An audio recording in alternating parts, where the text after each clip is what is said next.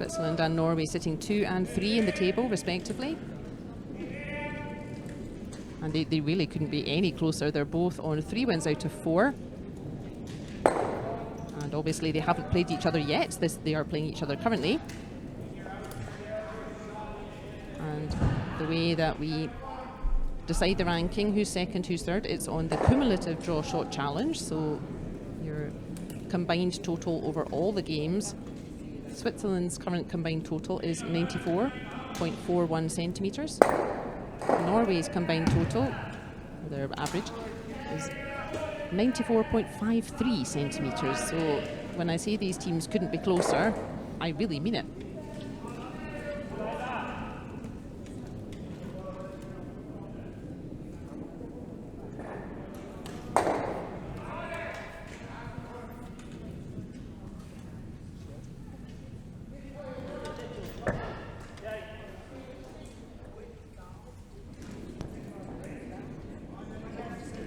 Switzerland missing out this time for Paralympic qualification, but Norway, they will definitely be there.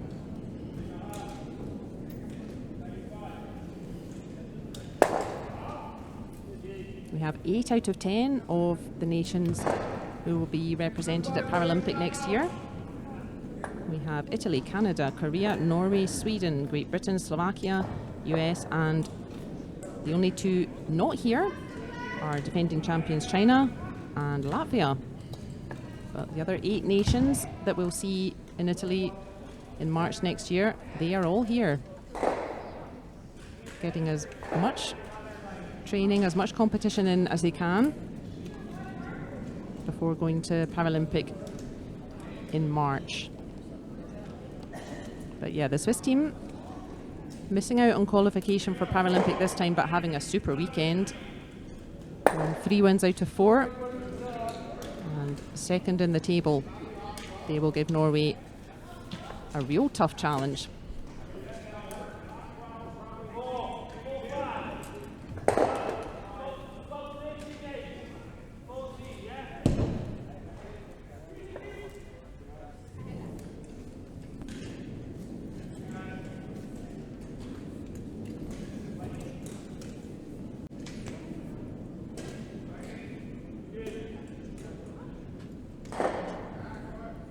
Objectives for first end, pretty straightforward. They rarely change.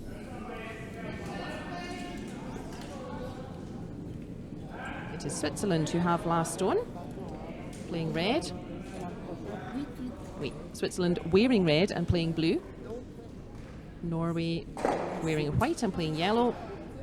It's the Swiss who have last stone, so Norway's objective, pretty simple. They just want to prevent Switzerland scoring, and they already have 1 stone in the forefoot Norway, that little yellow that's been there since the beginning of the end. And just trying to protect that yellow. That's a lovely throw.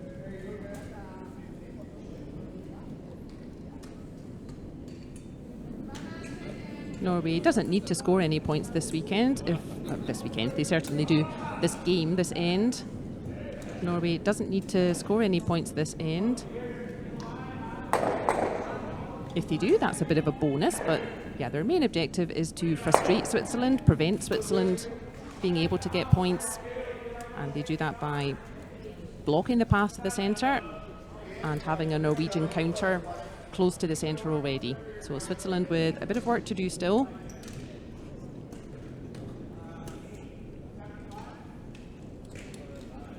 Path to the centre a bit blocked at the moment.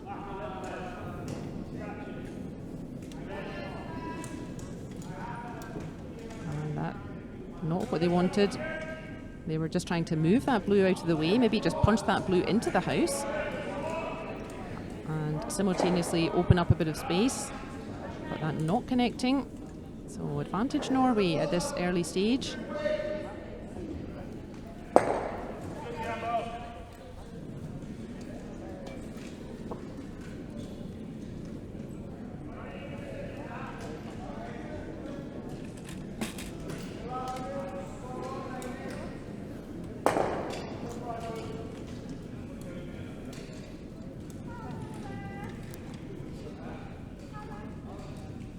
Norway doesn't need to be greedy.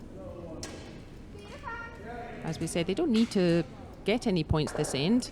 We're right at the beginning of the game, score 0-0. So rather than trying to force the issue, they're best off just continue what they were doing. Just keep blocking that path to centre.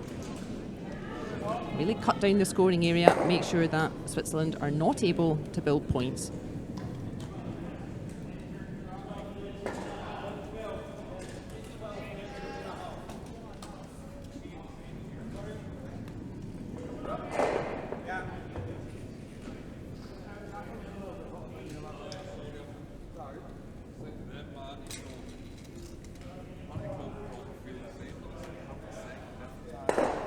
Switzerland then still need to make a bit of space. They have moved that yellow off the forefoot, so that's certainly opened up the scoring area. Still a whole bunch of guards out front on the centre, and that really helps Norway, but that's a nice result for the Swiss. They have moved that Norwegian counter off the forefoot and given themselves more space to score.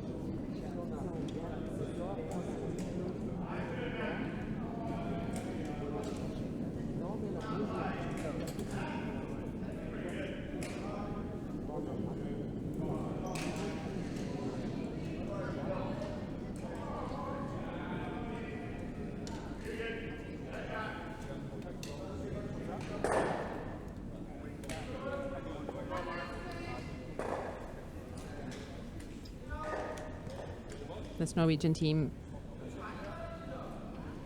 pretty similar to the team that's represented Norway for quite a few years now.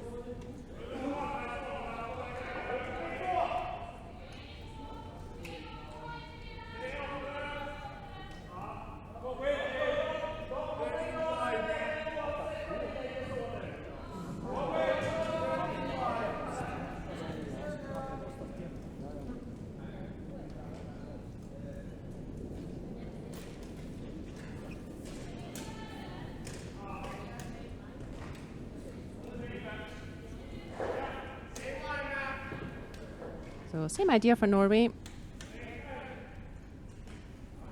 They're meeting their objective so far, which is they just want to block the path for Switzerland, stop Switzerland getting a big end here. And big in curling means 2 or more. And they've done that pretty nicely.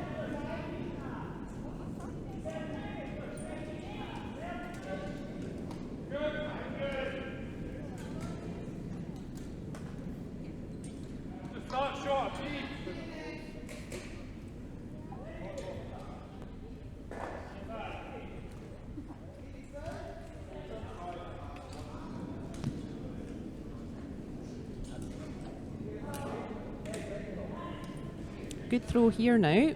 That could put Swiss in a nice position though. With their previous stone, they just moved that Norwegian counter off the forefoot, opened up the scoring area more. The stone needs to find the curl though. That's coming in hot. And yeah, that's not going to curl enough. The faster the stone is going, the less opportunity it has to curl. And that stone just coming in full beans there. And Norway then have a chance to block that path. And they will have met their objective for this first end.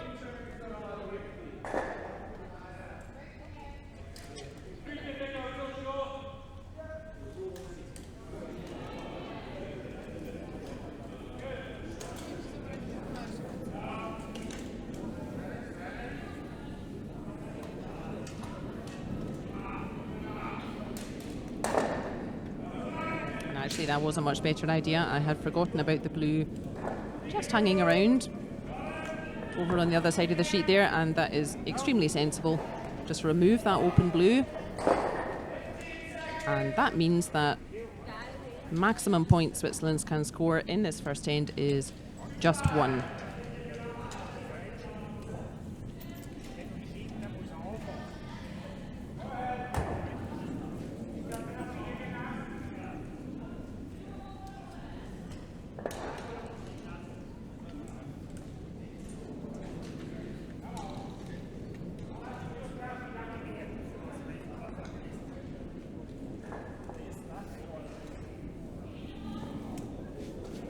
for an adjustment then. The stone was a bit high last time, and that stone was a little bit too long again there, but punching out one of the Norwegian stones, but that is a bonus steal for Norway. Strong start for them. They got a stone towards the centre early on. Got some guards out up front. Made it hard for Switzerland to start building points, and their reward is a steal of 1 point. So in our featured game here at the 17th International Wheelchair Curling Tournament here in Curling Club Etsicon, it is the Swiss first team 0, Norway 1.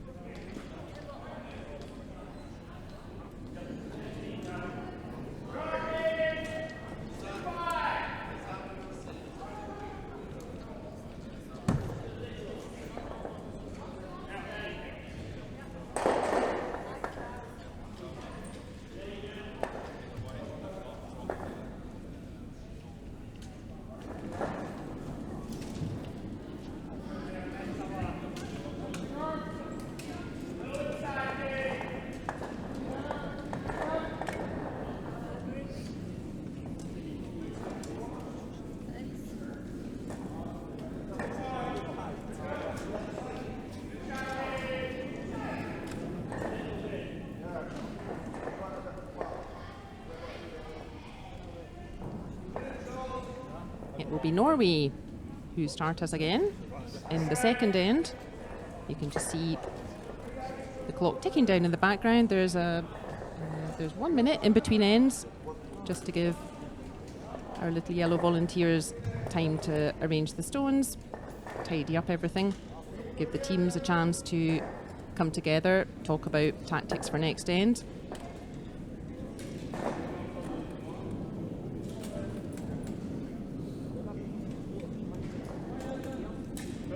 And that's another lovely start from the Norwegian lead. She set her team up really beautifully in the first end, and they were rewarded with a steal of 1 point there.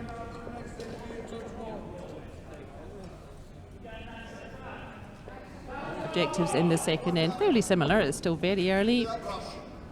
We're in the second end out of 8. Switzerland, they would love to score 2 or more with last stone advantage. And Norway's objective is to prevent that.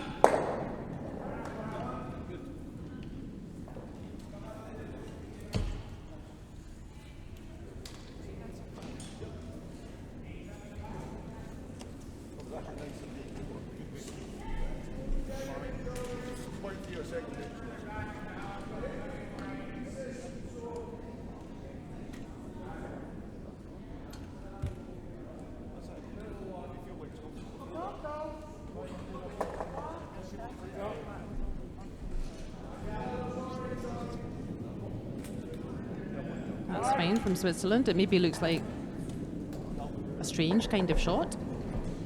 And I imagine we will see for the 2 lead players, we'll see them pretty much ignore each other.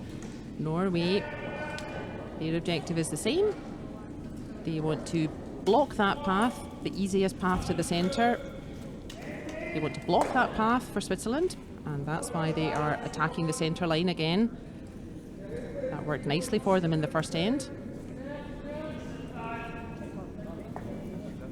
And that stone is just going to slip into the house. They may have wanted that to just stay in the free guard zone, where it would be protected for 5 stones. And Switzerland, their objective is rather the opposite. If they want to score 2 or more with last stone advantage, the most effective way typically of doing that is to set up a point or 2 away from the centre line, Try to get Norway to play away from the centre so that they're not able to block the centre path. So that's why you see Switzerland playing away from the centre line. They're interested in just keeping the game towards the edge of the sheet. Keeping a blue stone in play over towards the wings there. And that's going to roll the other way. That's okay too. That's a nice plan B.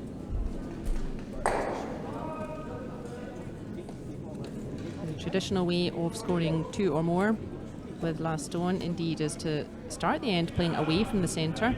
Try to keep your opposition busy over there. Try to get a mistake from your opposition and then you attack the centre.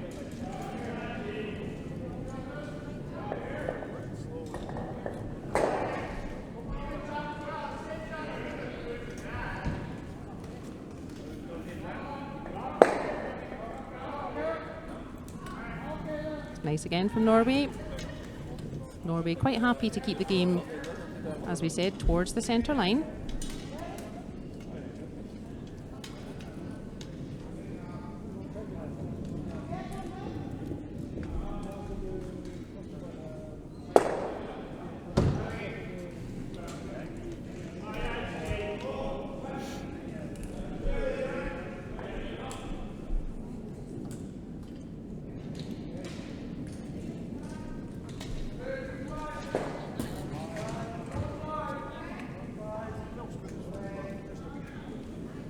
Both teams really looking for that roll in behind cover and getting closer.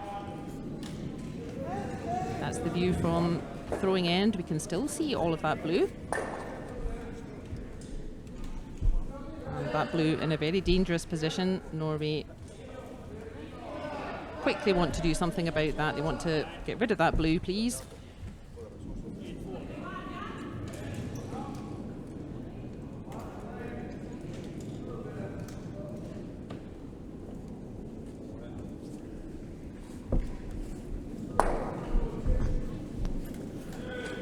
That's the first mistake really from Norway. That was not the tolerance for that shot. They were happy to have their guard there, and that means that that dangerous blue, now Switzerland can use that and start building some blues in the house.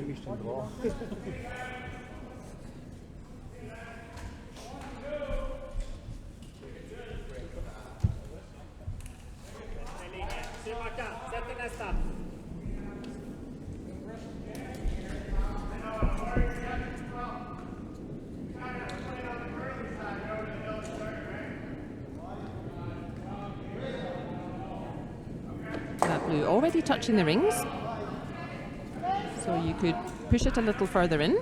And that looks like what they're doing there. That's a nice idea. And that stone partially hidden. The other option, and this is, as I keep saying, this is much more difficult without sweepers, is to catch more of an angle. So not so much pushing straight back, but pushing the sitting stone sideways and then you roll to the other side. That's called splitting.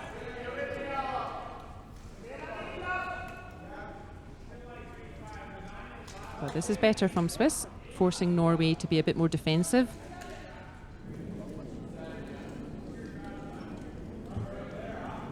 Norway not getting to dictate the ends. Norway were really in control of that first end, but not getting to dictate terms here in the second.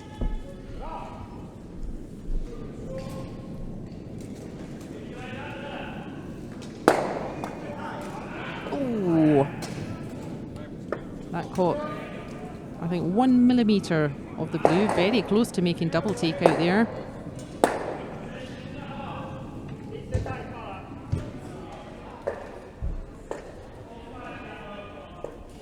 And now Switzerland have the opportunity to split the house. So they have a blue already buried, well, it's not quite behind cover, but they have a blue already towards the centre, and what they want to do is get a second blue far away from the centre. Again, why is that? Why is that a good idea? Don't you want all your stones near the centre? If can see the brush starts in the centre, so the stone's going to curl away. And the reason that this is the best idea, rather than putting all the stones in the centre, if your stones are close together, much easier for Norway to remove all of them with one throw. So if you get nice separation, is that stone going to hang on?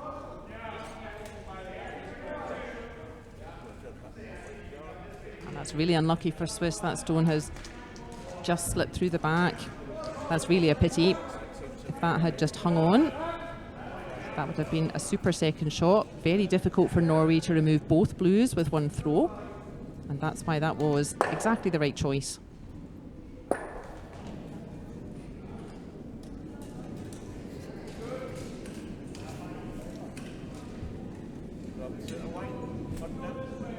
Norway can see now that blue stone. And he's got that beautifully, and look at that. He gets a bit of a roll. Can you see around the other side? At least some of it, but that's a really fine throw from Norway. And quite a change in constellation then. All because that little blue with the previous throw didn't quite hang on, handing the advantage to Norway.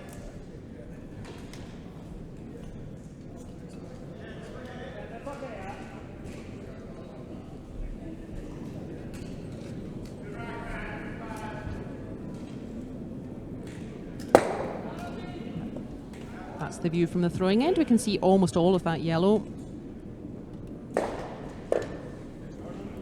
Oh, but maybe the guard got into Trix's head there. She was a bit overcautious there. And just slipping past. That was okay actually if she had hit the guard instead and just moved the guard off centre line. That would be okay too. That would be the tolerance for that shot.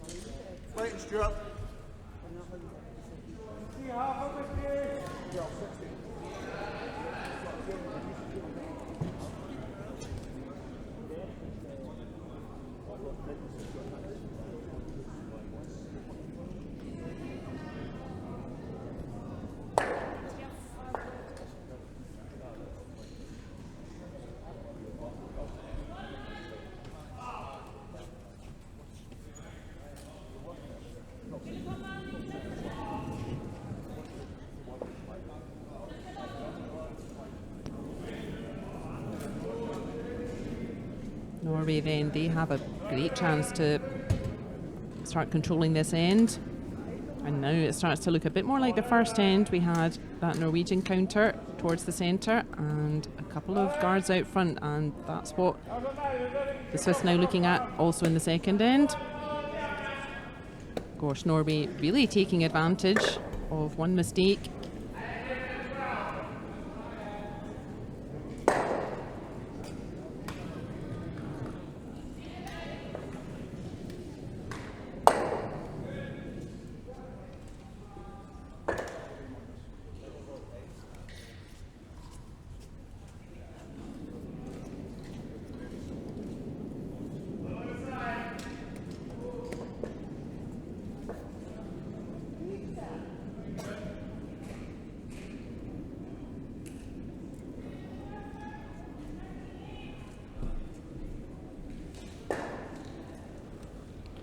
First of skip stones for the Swiss team.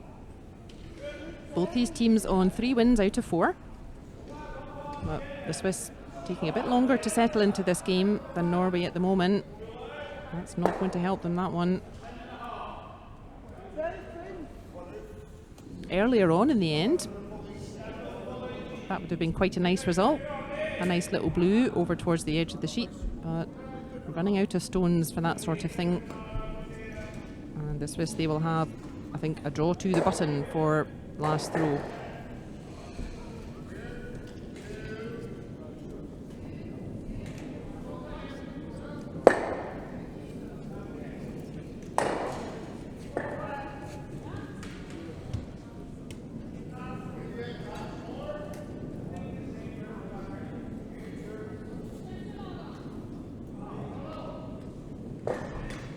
Final throw, the second end for Norway. Really settled into the game a bit quicker, Norway. Switzerland need to find their rhythm.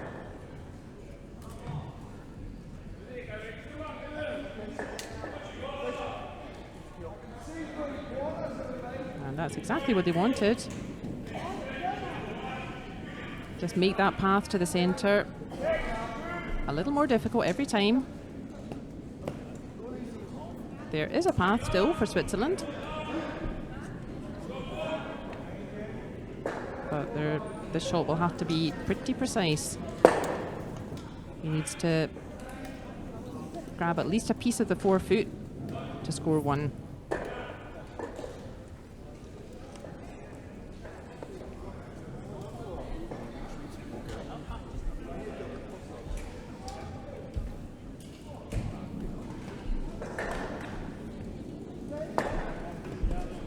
Over curling there. I think the weight was okay actually, but over curling, and that is a steal of 1 yellow again to Norway. They really settled well into the game, Norway. Everybody throwing pretty precise stuff. So yeah, Switzerland, they really need to find their weight. Not panic stations yet, it's only the second end, but Switzerland just need to tighten up their shots. A couple of loose shots creeping in, so they need to tighten that up. But after the second end here in our featured game, it is Switzerland first team 0, Norway 2.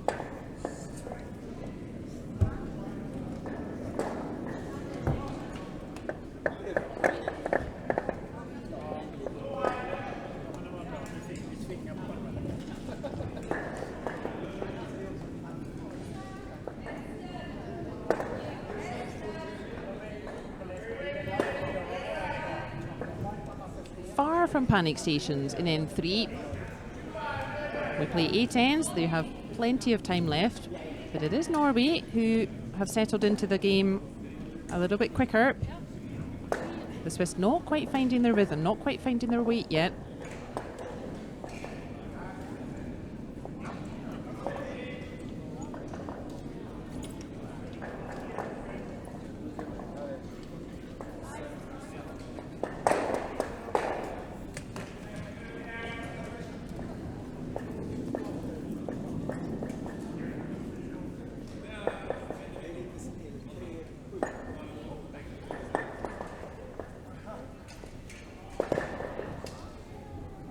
Well, we're setting up for N3 here. Let's see how the other games are getting on.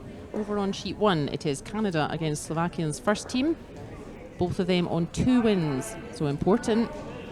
One of those teams will get to 3 wins and still be fighting for the podium. And after 2 ends, that is 1 each over there. On sheet 2, we have the Battle of Britain.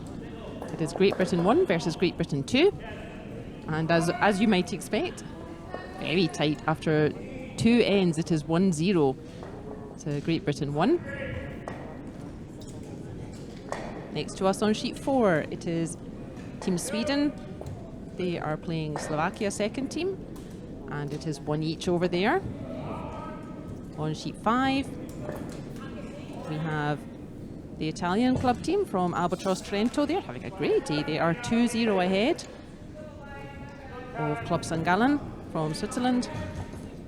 And over on sheet 6, of course, the USA are still in imperious form. They are 4-0 ahead over Korea after 2 ends. The US, the only team unbeaten, 4 wins out of 4. A bunch of teams chasing them on 3 wins. One of those is Korea, but yeah, looks like it's the US who have settled very quickly into their game. And it's Korea who need to start finding their best shots.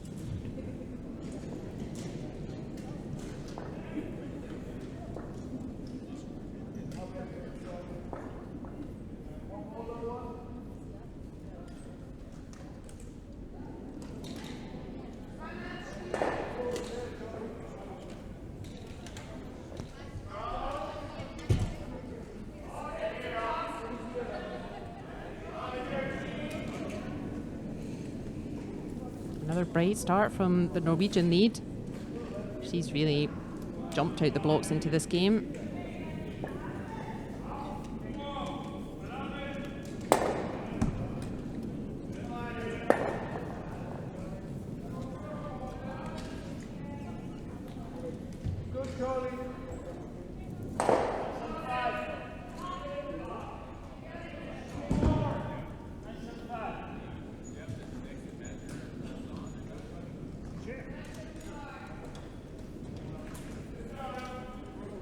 No pressure on Norway then. Their objective still the same. It's still Switzerland with last stone, but Switzerland struggling a little bit to build an end.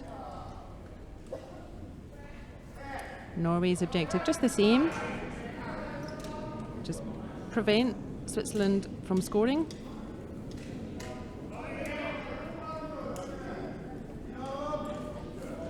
And while free guard zone is active, you can't move guards out of play in front of house, and that's why we see the Norwegians just putting a stone into the house, into play, and then putting a guard in front of that. And that, again, perfect setup to just ask the question of Switzerland, see what they do.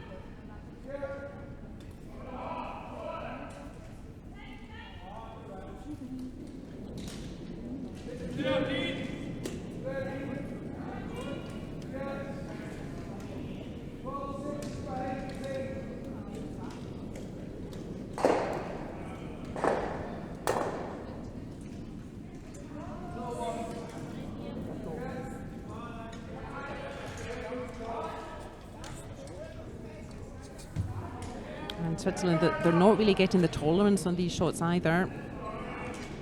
We speak about that quite often. So if the shot's not perfect, sometimes it's better if it's a bit short rather than a bit long, sometimes the other way. But it's always good to just have that in mind. And that guard, that blue out front, really only helping Norway. That was not the tolerance for that shot.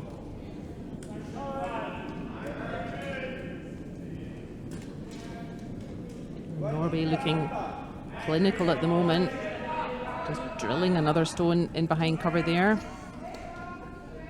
In that all-important space in front of T-line, that's the area you want to control. And it is Norway who have really been controlling that zone early on in this game.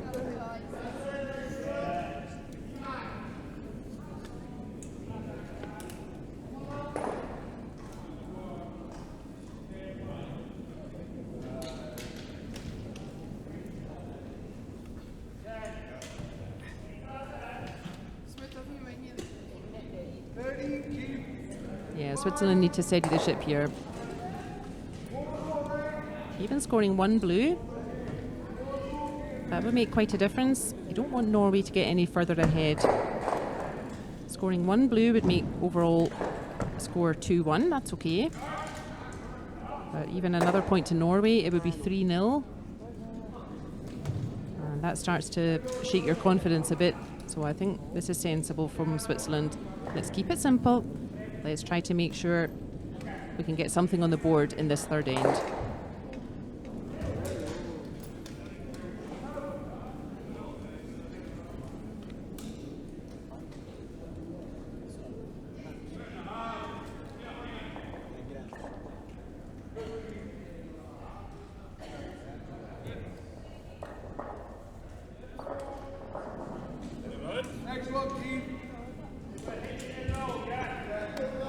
Quite sure how Norway have managed to lose a game playing like this. They are not missing anything.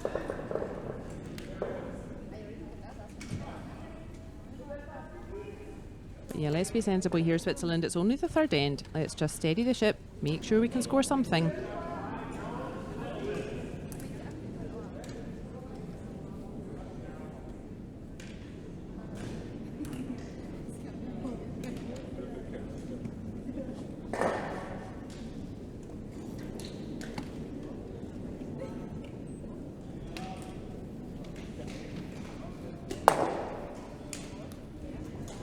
This looks better. That's very nice. Removes one yellow completely, and the other yellow, it does hang on, but it's far from the centre. And that's a good result for Swiss. They've really cleared the path to the scoring zone.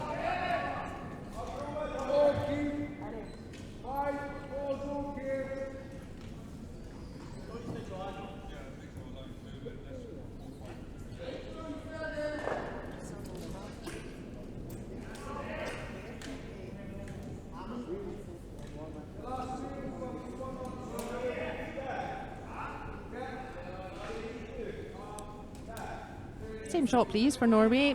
They just want to keep attacking that centre line. And that is a mistake from Norway. So you have to use this, Switzerland. That stone running on too far.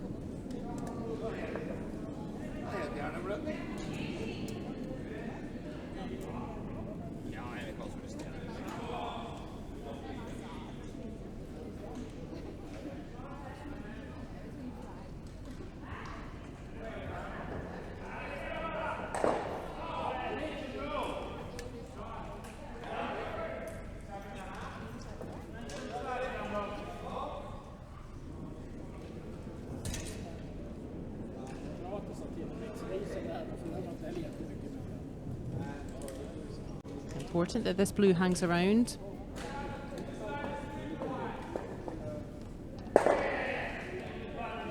And that is a very nice shot. And now we shall see what we were talking about before. Switzerland happy to play away from the centre at this point. They have cleared the path, which is important. But for the next couple of stones, they're happy to keep Norway busy over here at the side, so that Norway doesn't have the chance to block up that centre path again. That's why that was a nice shot, just to hit and stick exactly over there. Keep Norway away from the centre.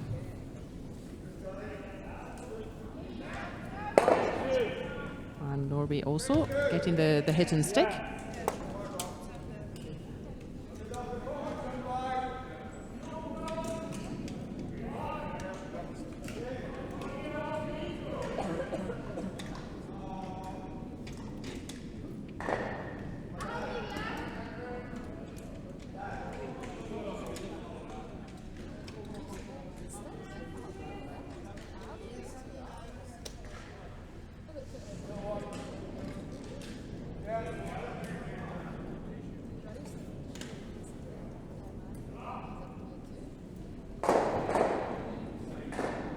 Same again from Switzerland. Again, really important. They want this blue to hang around.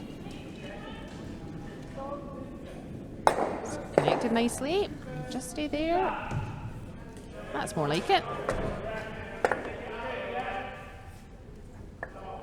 This is a much better setup for Swiss in this third end.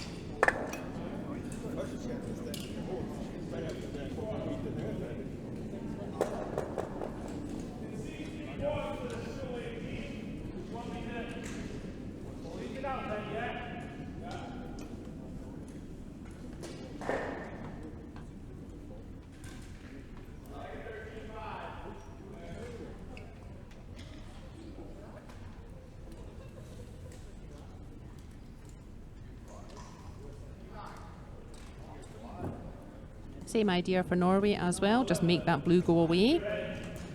They would be happy to roll, well, either stick there or roll towards the centre.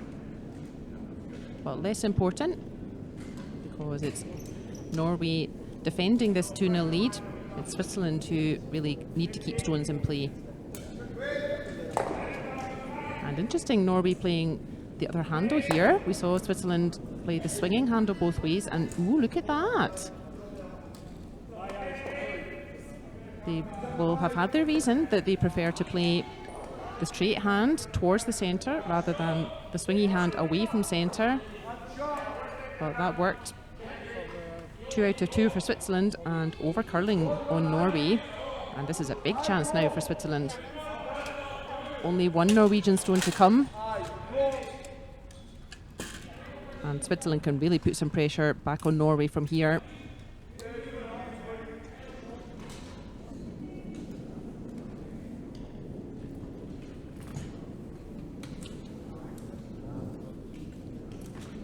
They want a second blue counter to land in the house.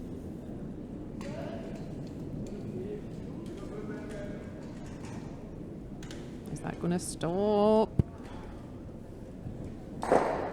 It's not. That's a missed opportunity. Norway will have a second chance to get rid of this blue now. He's sticking to the straight hand, curling towards the centre. He will need to adjust from his last throw though.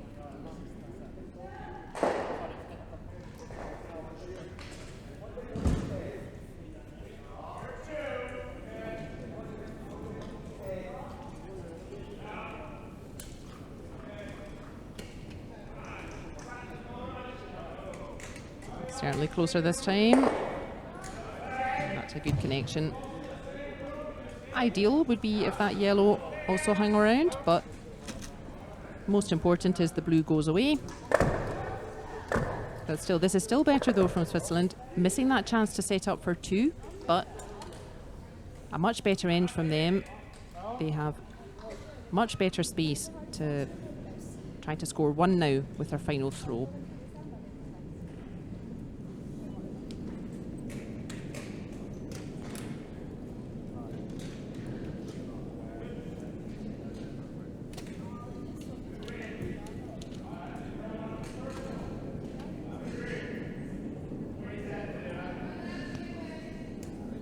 This first stone just ran on a little bit.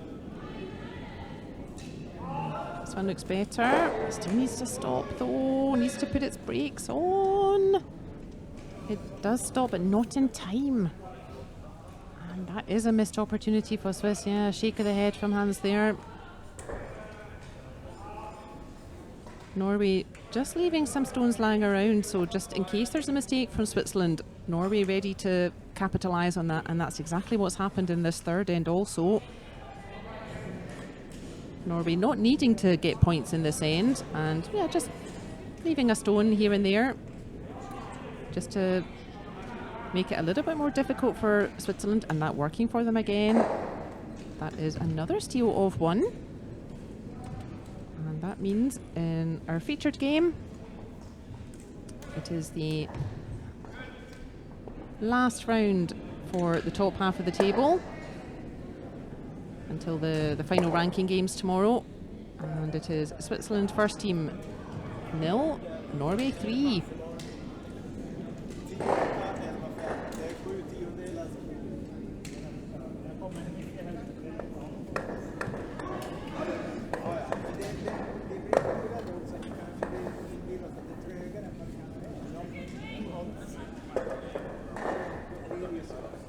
So the lady on your screen has had a lot to do with this super start for Norway. Just very steady, just leaving stones lying around, not really doing anything complicated, but just playing nice clean stones. Leave a stone here or there, so if there is a mistake from Switzerland, Norway can grab a point or 2. That's exactly what's happened, and that lady on your screen has been setting up to do exactly that for the first 3 ends.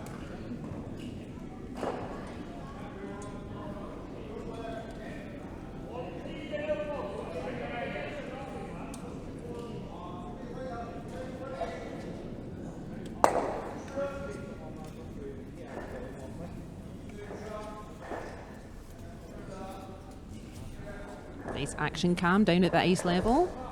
It's Media Rent that are doing our live stream for us again this year. And they're really experts on curling now. And that is again 10 out of 10 throw from the Norwegian lead. Yeah, definitely worth a high five. She's been really strong for them.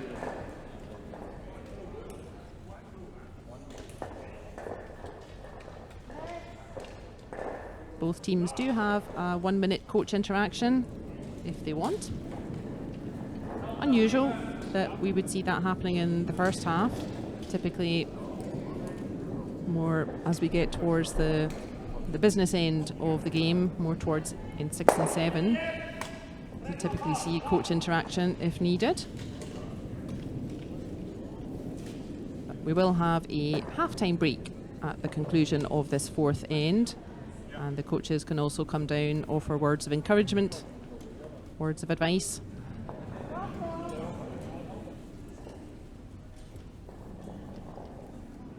And that's still a little bit short for the Swiss.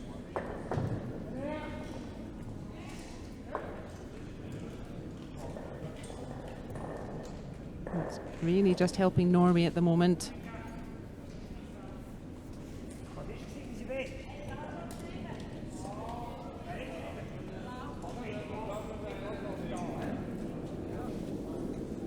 Doesn't like this throw by the look of it, but I think it's looking pretty nice. Look at that, yeah. Good Goodness me, this lady could hardly be going up there and just placing the stones any better. And once again, her team can ask no more of her. Yeah, she looks delighted. She should do. Her team can ask no more of her.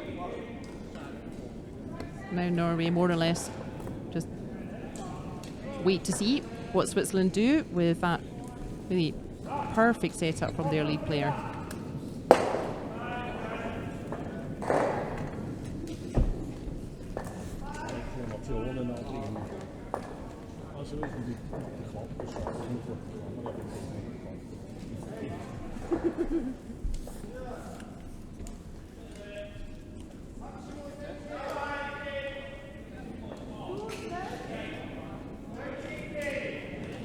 That's better from Switzerland.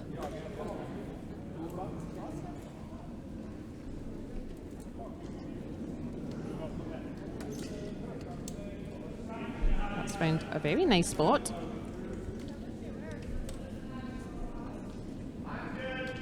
Here it comes. It's also just curling itself in behind everything. And it's going to stop right on the pin. The only risk with that one, I think we can still see maybe half of that blue, but the other risk is that if Norway don't remove the blue, they can also just lock that blue in, just follow it and really cut down the scoring area. One blue, so 1 point to Switzerland, that's fine for Norway. That would be perfectly good score at half time. Just catching the edge, so that blue hanging on. You can see if Norway would get a second yellow in a similar position ahead of T-line, that would make it very difficult to get any more than one blue.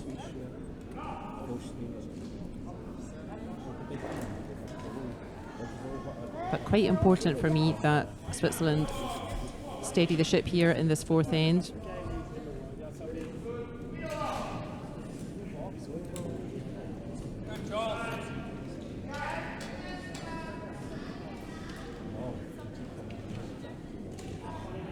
You can see the flags in the background. That's all the nations that are here this time. I think we've had the chance to watch most of them on the live stream. We always try to watch all of our international visitors at least once. And that is a great throw from the Swiss. That's finally putting a bit more pressure on Norway.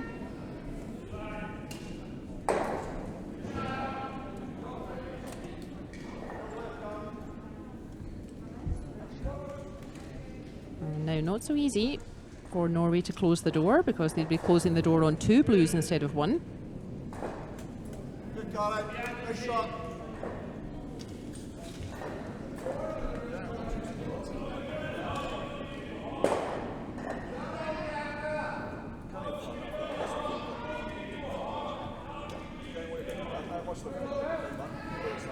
And that stone has got too far to curl.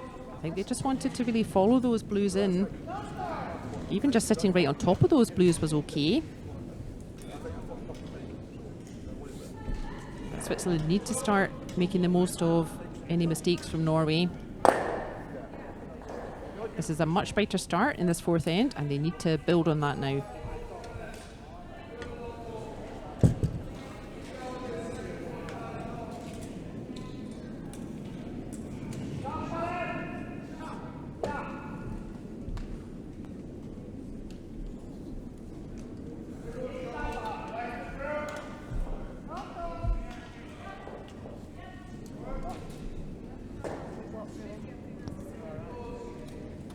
That is a super shot from Switzerland. I don't mind that it's a little bit further out than the yellow. The point is, it absolutely blocks that path to the two blues that are currently lying first and second shot. That was a peachy shot from Switzerland. This is more like it for them.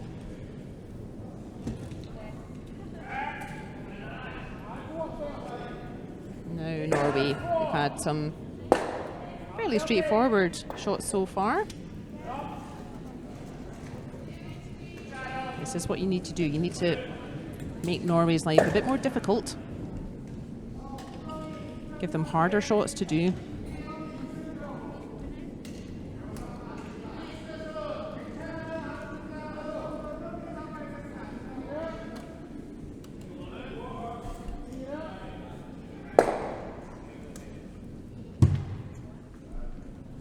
I think the call was for that yellow to come into the house, more like to the 4 foot. That's not too bad there, because it means it's now hard for Switzerland to get any more blues in behind.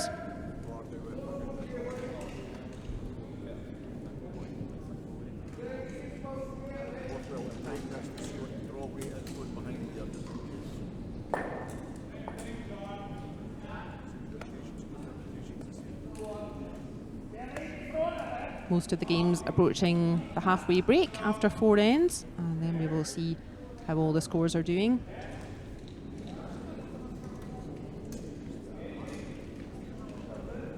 Switzerland then having to come all the way around the outside. That path we haven't played so often, wide on the sheet out there, and as we see can often happen, you need a little bit more weight when you're taking a fresh path out there. The ice just not had as many stones over it, the wider you get. And sometimes that can mean that you just need a little bit more of a push to get the stone to travel the same distance.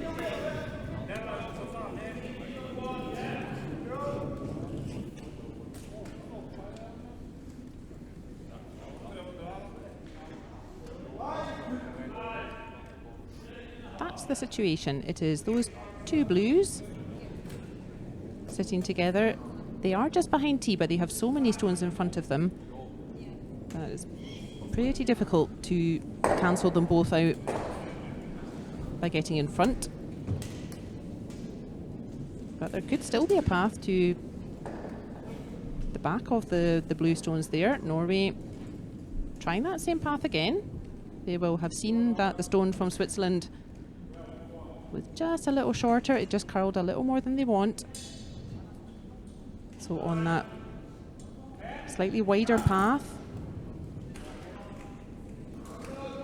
they maybe need to adjust the weight just a little bit.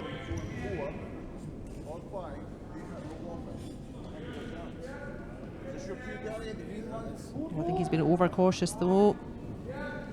The line was lovely, but that is going to slip past. You could see the idea there. Well, he wasn't far off, that was only back line weight. But you could see the idea. He wanted to really grab the curl and come in as close as he could to those blues. And that gives the chance back to Switzerland to do that instead.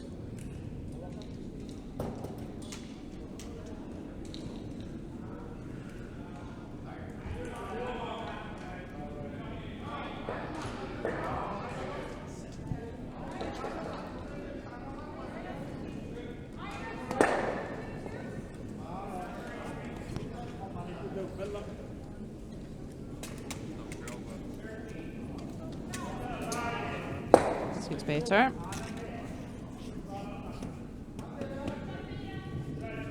Good adjustment from Trix on this throw. That is a great throw from her.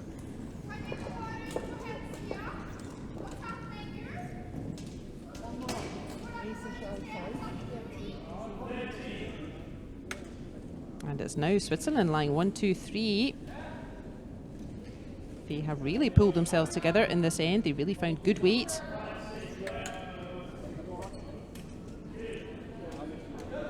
And a couple of misses creeping in from Norway.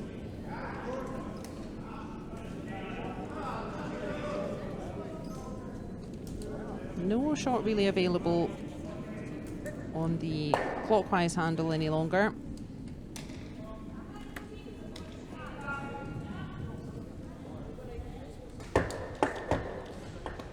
Norway coming all the way over to the other side of the sheet.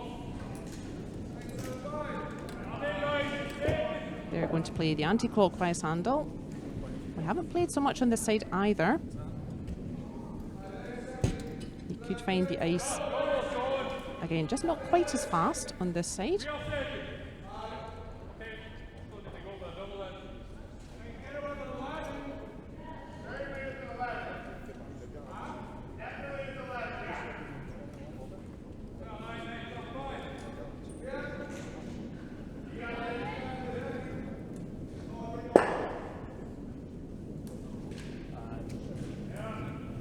We're on skip stones, approaching the halfway.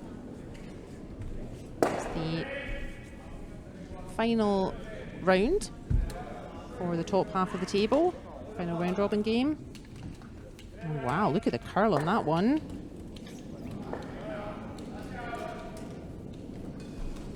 That stone not quite heavy enough. And that means curling all the way to the centre.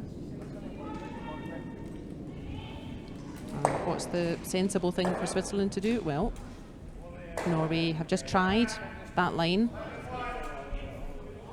Coming all the way out to in on the anti-clockwise handle. Switzerland already lying 3 blue. So they want to really block that path to the short stones.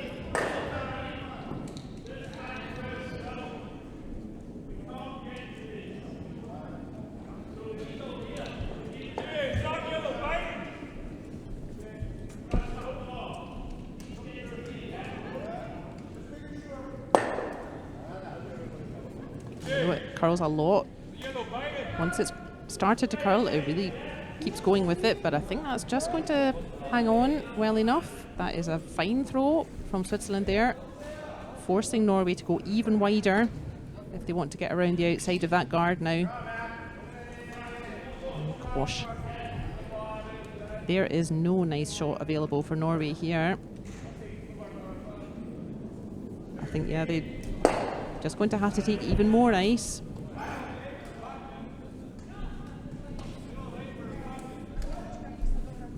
A pressure shot now for Norway.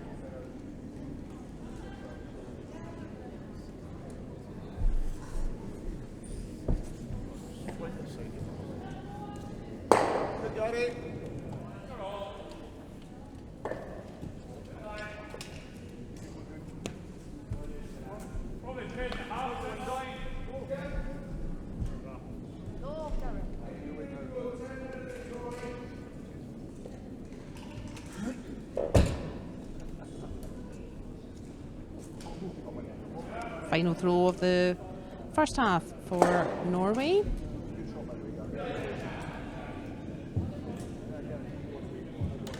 Definitely adjusted the weight. This one's coming in faster. Has he overdone it though? Again, not by much. That's only back line, but just slipping past those blues, and what an opportunity for Switzerland. They really found their weight in this fourth end. Already lying 3. Can they make it 4?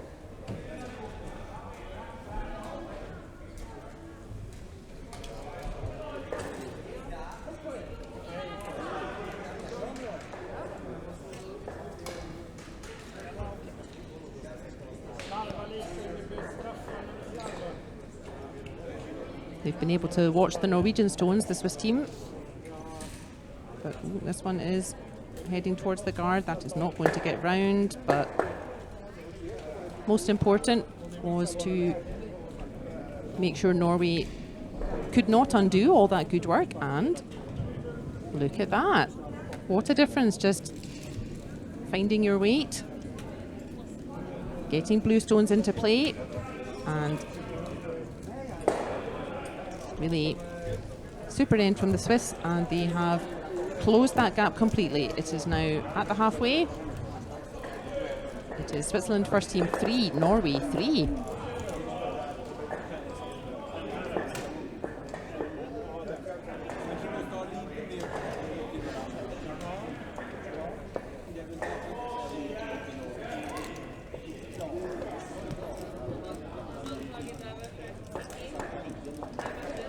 Most of the games reaching the halfway turn.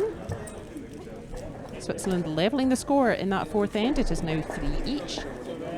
Next door on sheet 4, where we have Sweden playing Slovakia's second team. Tight game as we would expect. It is 3-2 to the Slovakians. Sheet 5, not quite finished their fourth end yet. Sheet 6, they are also at the halfway stage, and the USA continuing to just take all before them. They are 7-2 ahead of Korea after 4 ends there.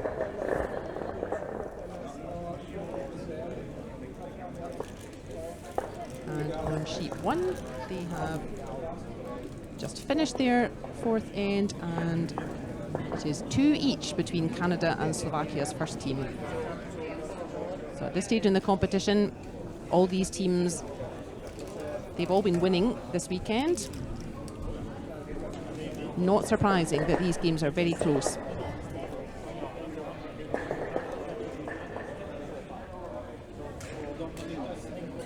You can see both coaches coming down for coach interaction with the teams. That gives us a chance to say a big thank you to all of our sponsors. That's why this is such a popular competition. We have a really nice time all together here. The team's very well looked after. They get picked up from the airport, dropped off at the hotel. The hotel's right across the street. Everyone can come and go independently. And we're all very well catered up here in the club room. We have a fully stocked restaurant.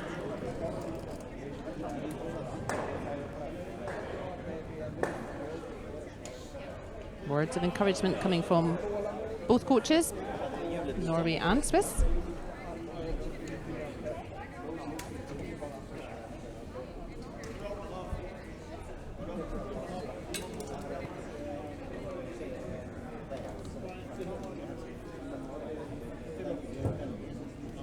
Everyone just making sure they're rehydrating, taking on liquids, maybe a little bit of sugar, some gummy bears or some Haribos.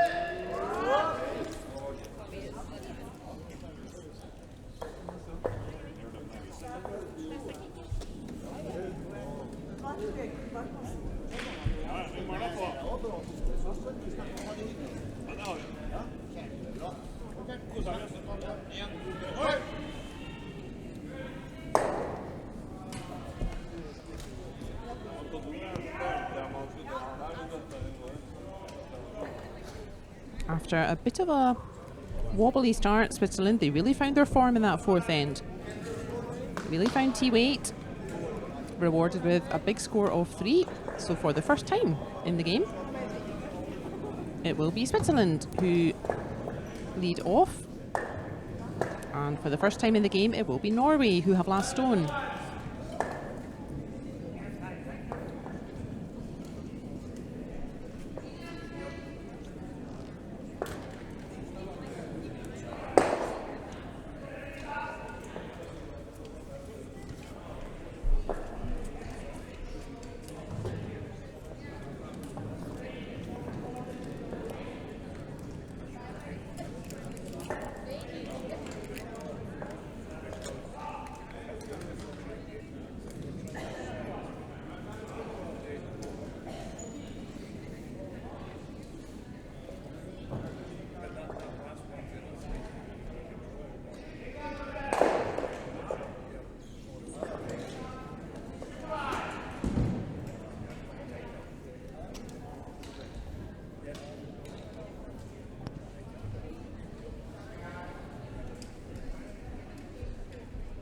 In the fifth end of our featured game, what will be our objectives for this end? Scores are level. That means the objective is fairly similar to the start of the game, where the score also starts, of course, 0-0. Score currently 3-3. It is Switzerland who have last stone for the first time in... Sorry, it is Norway who have last stone for the first time in this game. So it's now Switzerland whose objective is to frustrate Norway, prevent Norway scoring 2 or more points.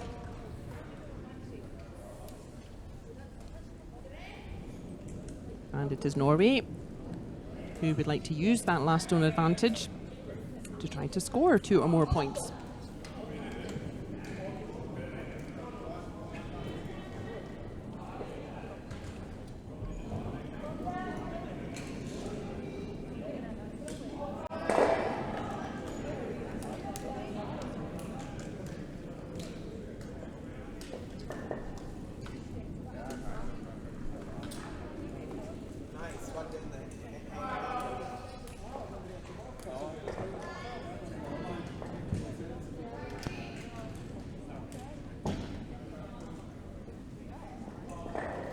The difference being, we are now in the 5th end, not the 1st.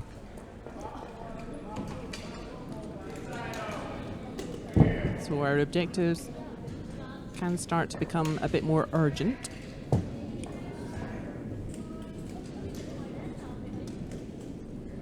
But good to see both teams putting guards up front. That's typically more fun for us viewers, keeping stones in play.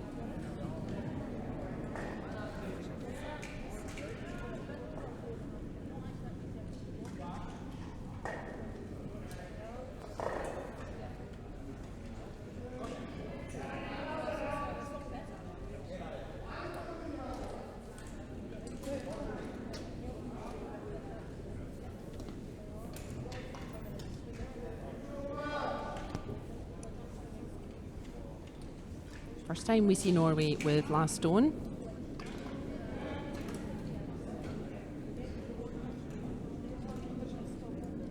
Just looking to get a stone in behind that guard. And that's a pretty decent effort.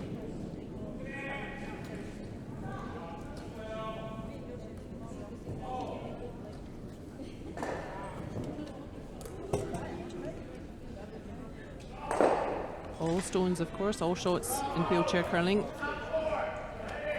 You have to get it without any sweepers, and that just makes each and every shot in wheelchair curling the same shot in foot person curling. It's just much easier when you've got sweepers to help. And that's always important to remember, is that once you've released the stone here in wheelchair curling, that's it. You do not have sweepers to influence it, to either try to sweep it round the guard or sweep it a little bit closer to T-line. And that's really worth keeping in mind, that the degree of difficulty of every shot in wheelchair curling is just a bit higher.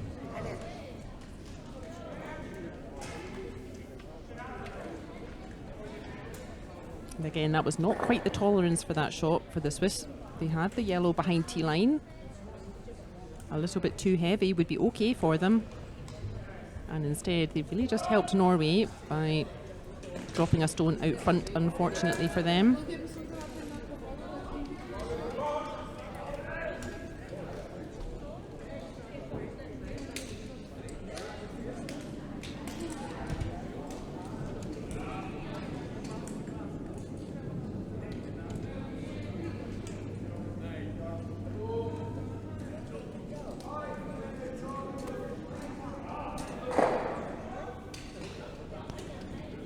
Stone coming up a little bit short as well.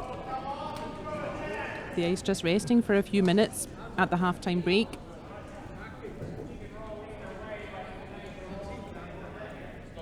And maybe just getting a little bit colder. But I think that's enough guards now. Now we want to try to get some stones in the house.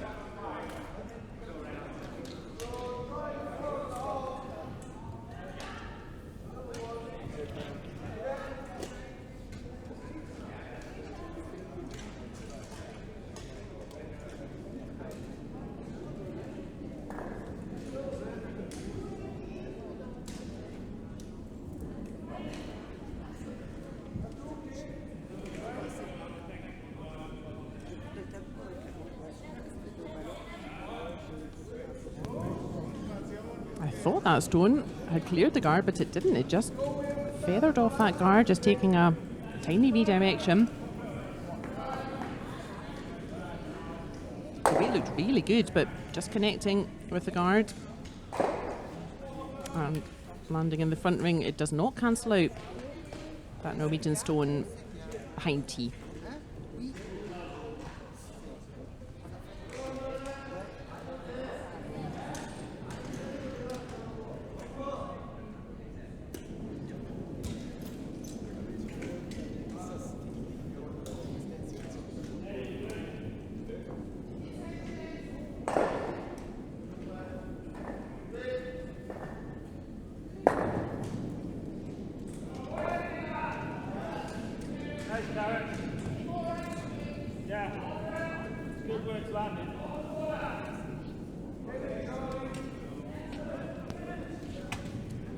Both teams just coming up a bit short in this end. As we said, the ice resting a little bit for some minutes during the halftime break. And just maybe getting a little bit colder during those few minutes.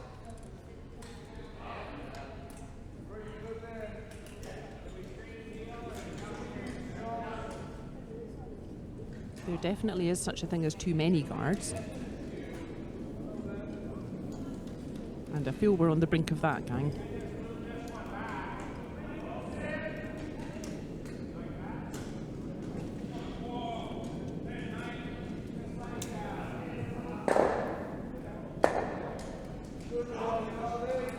Oh, that's found a nice place though.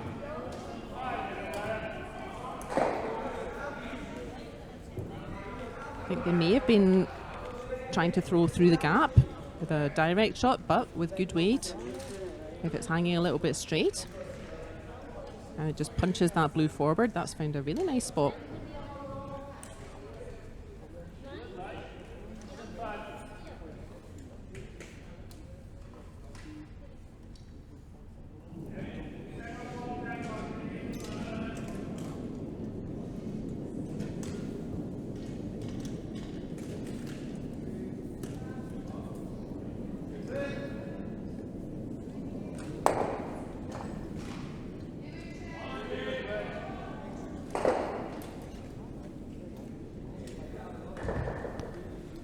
So danger for Norway. They have last stone, but that gap in the centre is kind of closing in.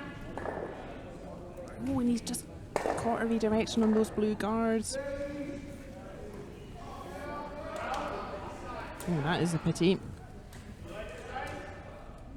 And a Swiss skip indicating he would now like to close that gap completely.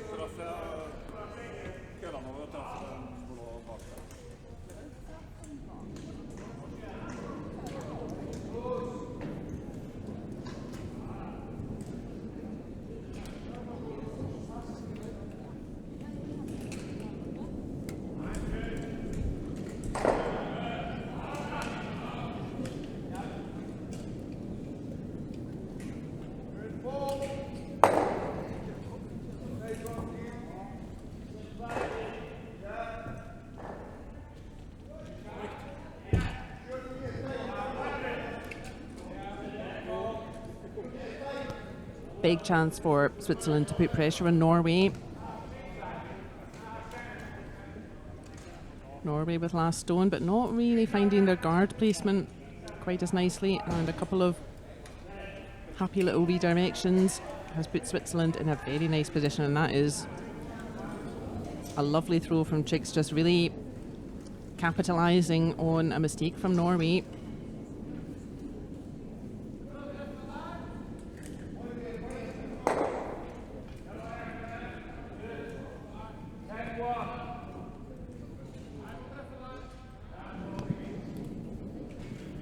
There were two games just reaching the halfway. Let's check in on them. On sheet 2, it's the Battle of Britain. It is Great Britain 1 versus Great Britain 2. As you might expect, pretty close out there. It is 2-1 at the halfway to Great Britain 1. And over on sheet 5, it is the Italian club team from Albatross Trento. They are 5-2 ahead of the Swiss club St. Gallen.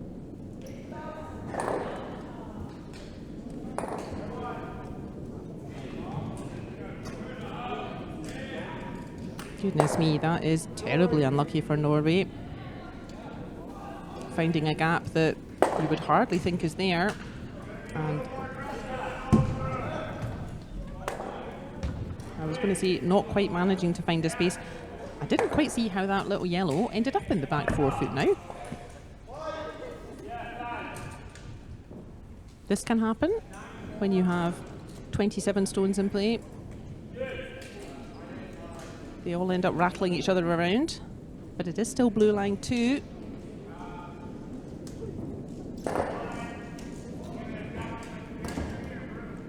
We're at skip stones.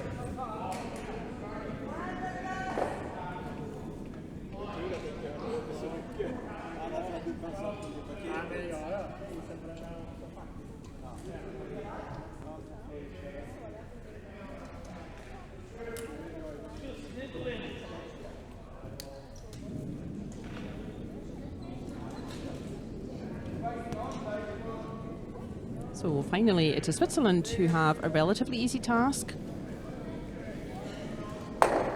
They just want to keep that path to those 2 blues. They want to keep it blocked,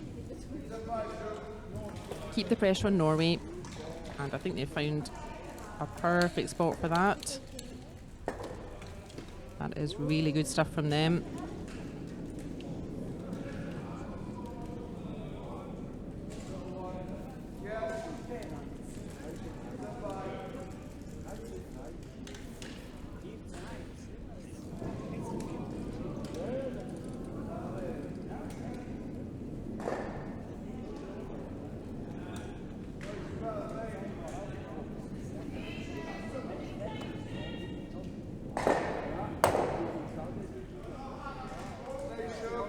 No easy options for Norway, unfortunately.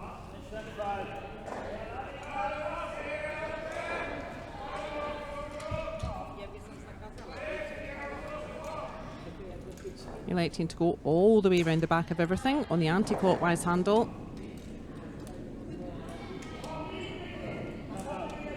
The Norwegian Vice almost having to borrow some ice from the game next door. And this will be, again, quite a new path for this stone. You want to keep that in mind. Just bear in mind that it may be a little bit more frosty, a bit colder out there, but not overdo it.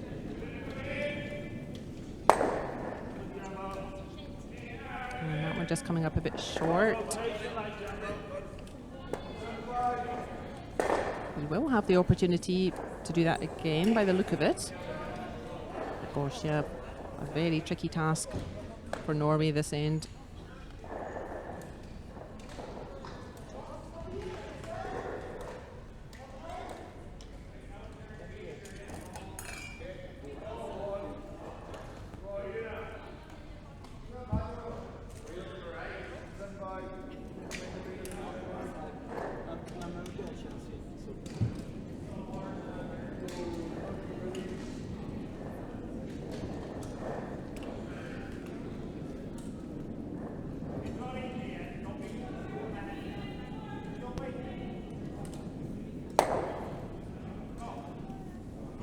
I think the Swiss saying, okay, well, let's leave him to try again. All the way over in the next town. And just making sure that the shot on the clockwise handle, just trying to make sure there wasn't a shot to punch that yellow back into the blues.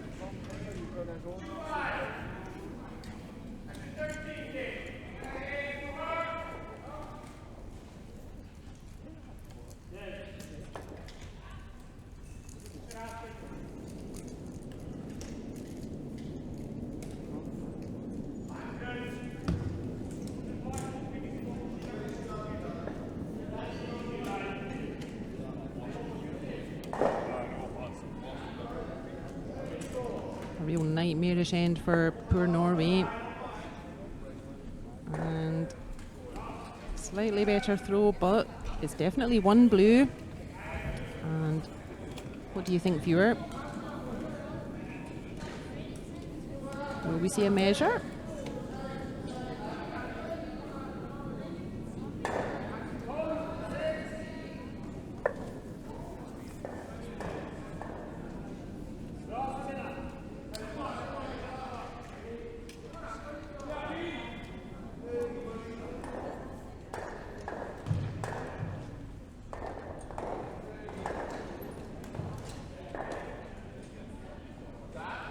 They've cleared the stones away, so no measure needed.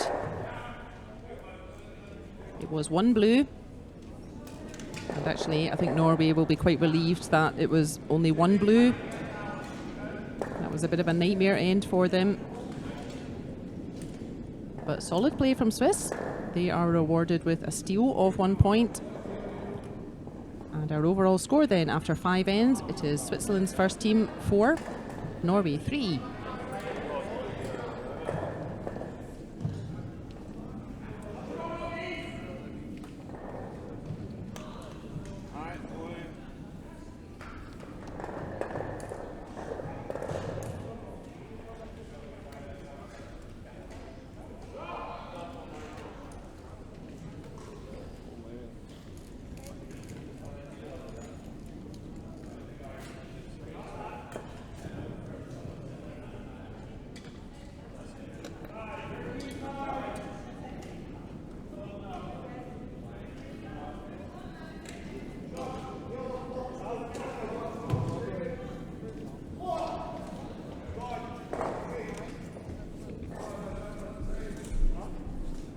Switzerland starting us off again in the 6th end. Often pivotal, the 6th end. Both teams will be really thinking ahead towards the 8th end, working out, okay, if we score a point here and then they score a point in 7th end, that kind of thing. Really trying to work out their best path between here and the finish line.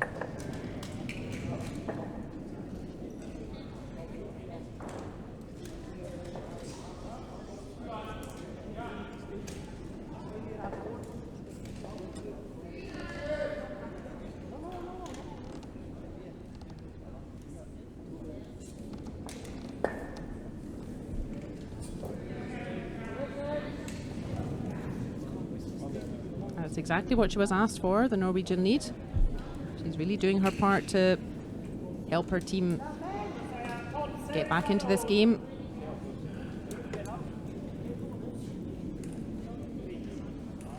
As we said earlier, often the best way to try to build 2 points, that is to play away from the centre at first.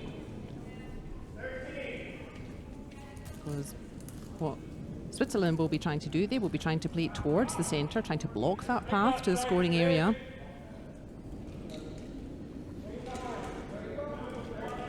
Norway, they're trying to do the reverse. They would love to keep Switzerland away from the centre.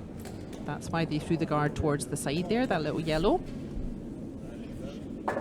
I think she is going to connect with that yellow, just nudges it sideways, that's okay. That yellow is protected by free guard zone. And that means it can't go out of play, but it can move as long as it remains in play.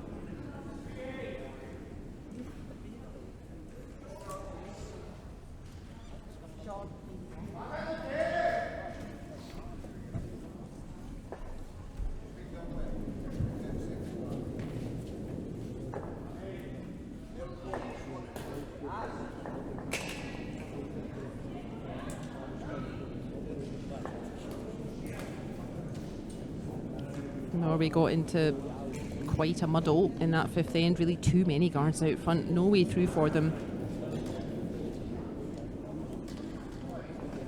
And, I think that's about the first mistake she's made. You can see what she was aiming for, just to remove that blue and roll towards her own guard.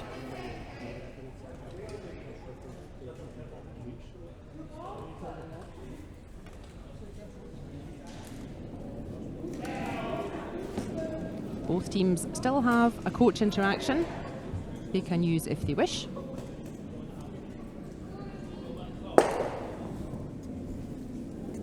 That's normally around about 6th or 7th end. That's normally about the time things are getting complicated and simultaneously very important. That's often the time teams feel like talking to the coach might be nice. This is nice again from Swiss. What a difference it's made. The Swiss were struggling really to find their weight in the first few ends, but what a difference it's made. They've really tightened up their play from the fourth end onwards, and we're seeing the result. Norway need to weather this storm. Don't get frustrated. Just shot by shot, one at a time.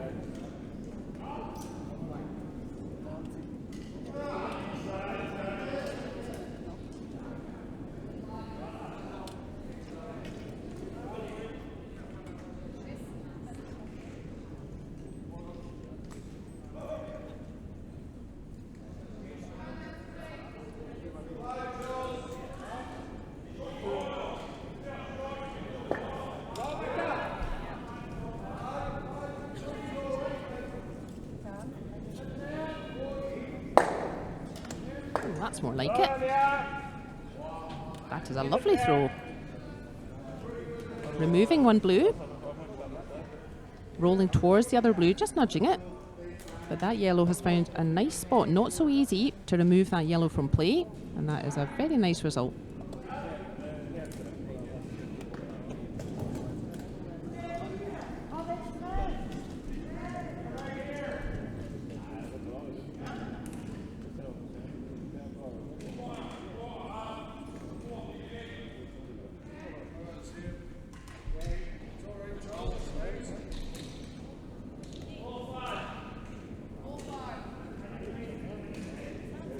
Switzerland then staying well away from that dangerous yellow.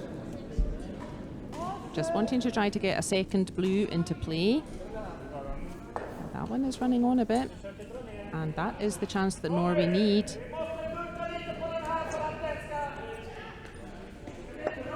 Remember, if your opposition refuses to make a mistake, you cannot score 2 points. If your opposition plays 8 out of 8 stones, you will not score 2. You can only ever score 1 point with your one last stone.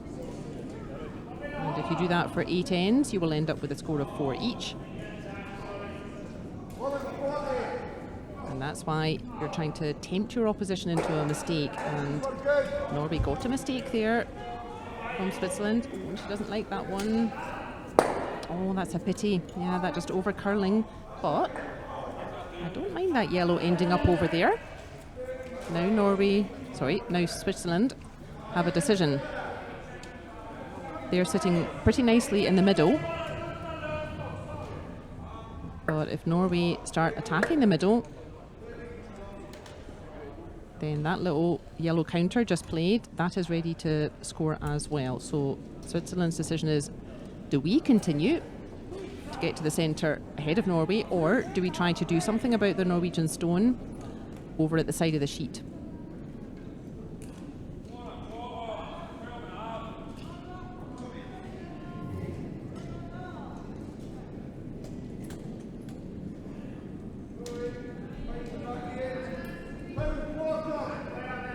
And I think this is the wise choice.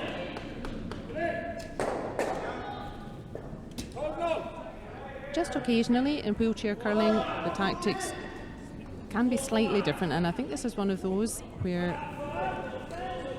playing towards the centre again on that more like draw weight, I think that's easier than trying to remove those Norwegian counters on the edge of the sheet. And again, that's because you don't have sweepers in wheelchair curling. And also using only upper body strength, it's not so easy to play these big weights.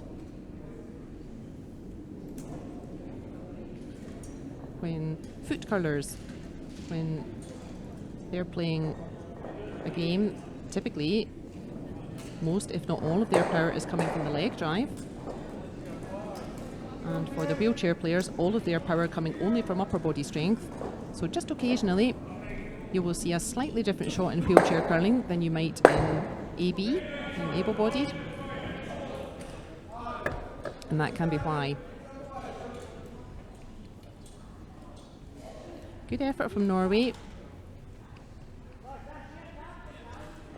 But it is still Switzerland, line 2. And this really working for them. Norway have work to do if they want to clear the path to the centre there and bring that yellow counter at the edge of the sheet. If they want to get that back into play, back into scoring position, they have some work to do in the centre. And the ice a little bit easier to play in the centre often because, as we said, we play most stones towards the centre. But still, if you're playing a big takeout using only upper body strength, and by the way, you don't have any sweepers, that is never easy. And that's a lovely throw from Trix. The Swiss have really come onto their game the past 2 or 3 ends. Took them a couple of ends to get going, but they've been very consistent since then. There, that's the situation. That yellow over on the side of the sheet, very nice and safe. But Norway, they really have some work to do to clear a path now to the centre to pick up a second point.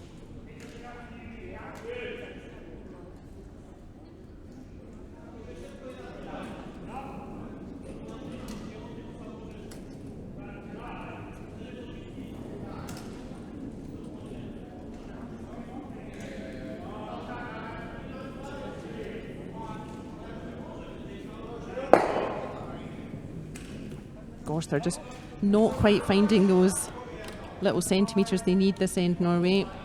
They're doing the right thing, trying to clear a path now to the centre. Just not quite finding the right angles, not quite finding a double takeout.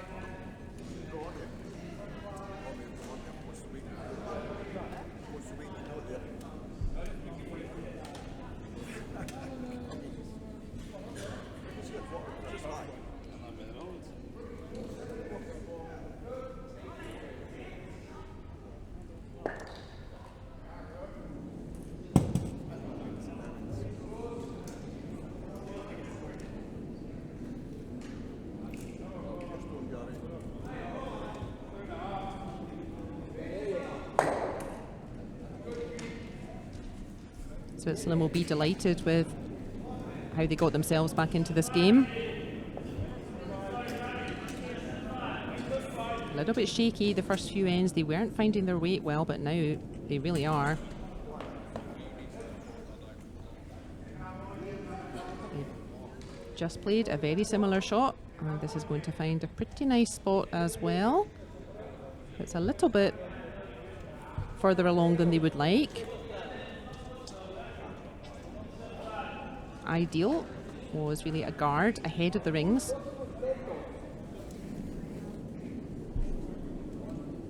But it is still Norway with work to do with their final 2 stones to try to score 2 here.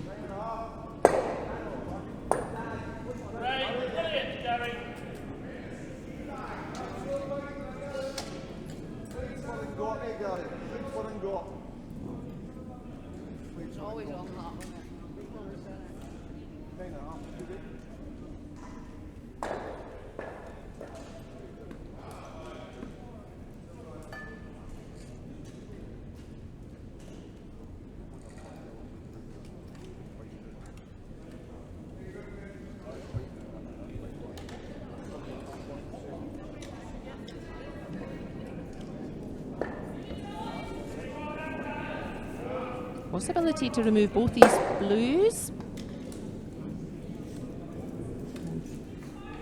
Use 1 out of play, and again, just the wrong side of the luck. This Norway team, that blue just spinning itself back in towards the centre. And Switzerland just indicating, yeah, that blue is actually shot there.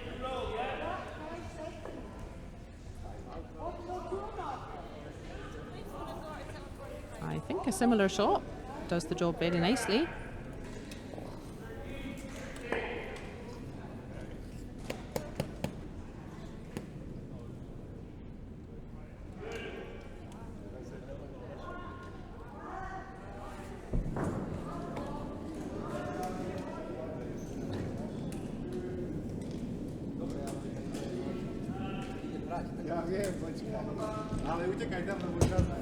As we said, jokingly, the most difficult shot in curling. Same again, please.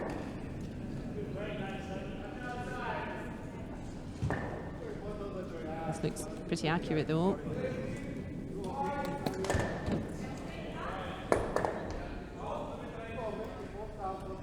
like the look of that.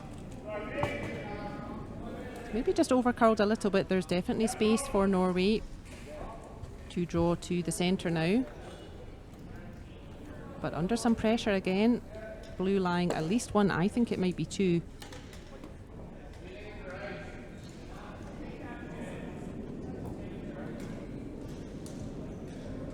So Norway in the position where Switzerland not really doing anything wrong that end. And that means Norway not able to set up a chance to score two.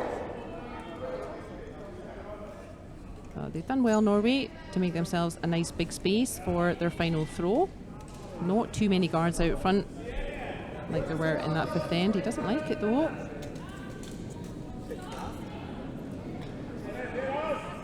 Was he trying to use that blue? Yeah, the stone coming in hot. I think he was maybe trying to use that blue and roll towards centre, and he's not going to. And that will be, I think that was indicating 2 points there.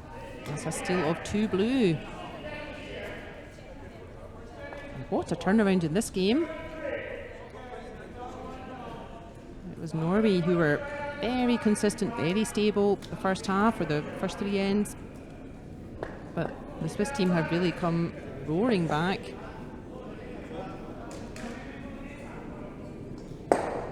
And Norway running out of ends a little bit here. That is 6 ends out of 8. And as you can see, that was a steal of two. 2 more points for Switzerland. After 6 ends then, their overall score is Switzerland first team 6, Norway 3.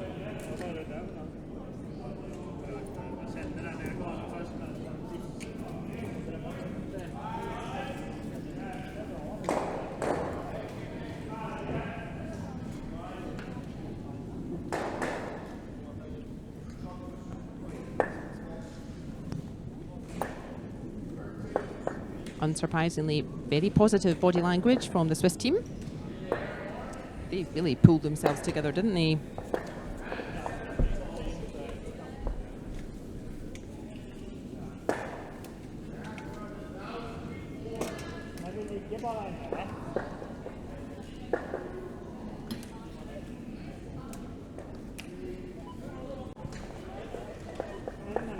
Norway really need a nice solid end here in the 7th.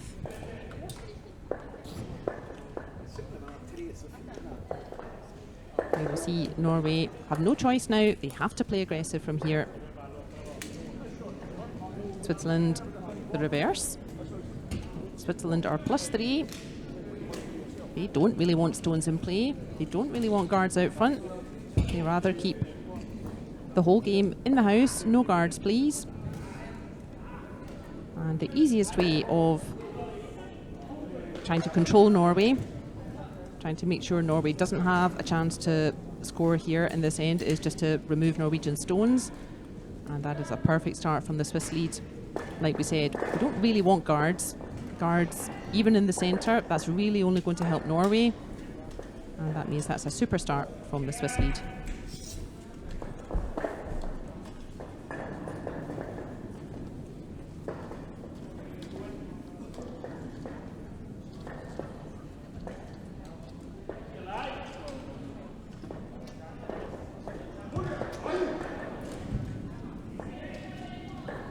We will see Norway just ignore that stone. Why is that? It's the same idea as the last end. It would be pretty easy for Norway to just remove that blue and either hit and stick or hit and roll, and then we would simply see Switzerland replace yellow with blue 8 times, and then Norway would end up with 1 point. And with 2 ends left, including this one, 1 point is not really what they want. They really want to try to score 2, and that's why they're setting up away from the centre. They will try to set up pretty much like they did in the last end,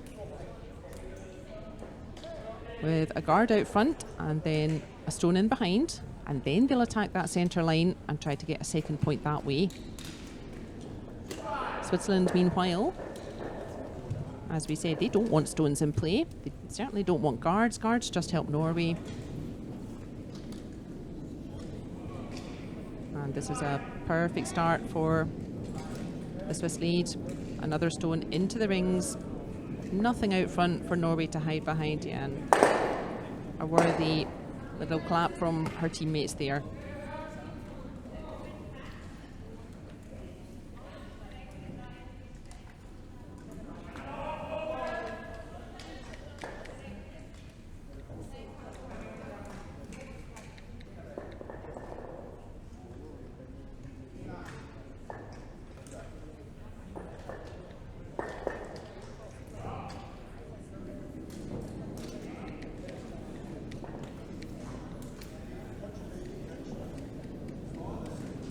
This again is quite deliberate. Norway need to hold their nerve, just ignore those two blue stones. This is us setting up away from centre line.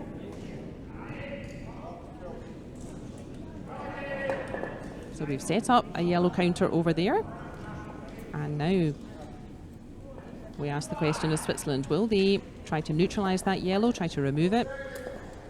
The other option would be to play a guard towards the centre line. But as we said, when you're +3, you don't really want another guard in play. You do see that more often now in the 5 rock route, the 5 rock free guard zone world.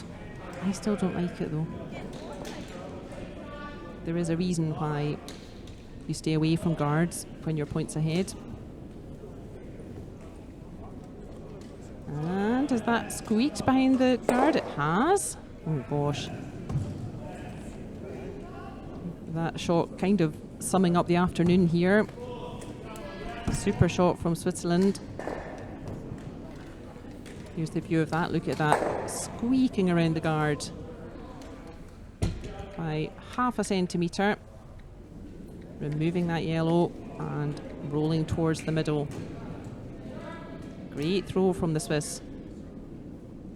Norway need to just keep the heat, as you would say in Scotland, keep their heads. They need stones in play so they can freeze onto those blues. Try to keep some yellows safely in play that way.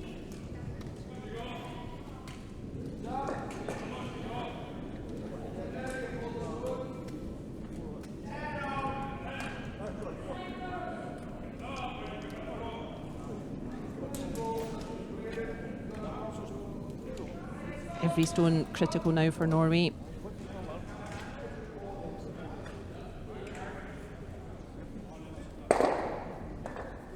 And we want that yellow to stick, and it does. That's fine. Both those blues now behind T-line. That's stones that Norway can rest up against. And a dangerous yellow out front there. That's a good result.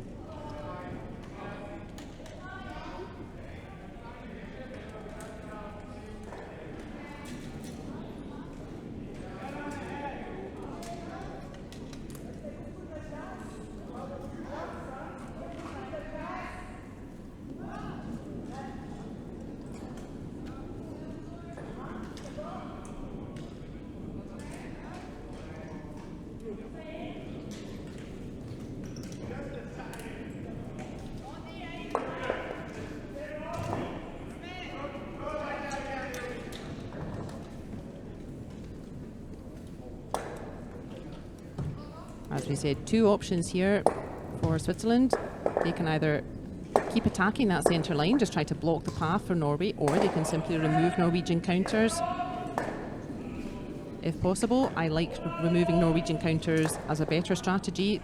That's going to be easier for Switzerland to get over the finish line doing it that way. That's lower risk. And again, Norway just need to focus here. Don't let those shots get into their head. They need one mistake from Switzerland to get a chance to score 2. All they can do is just keep playing their shots, focus on their game.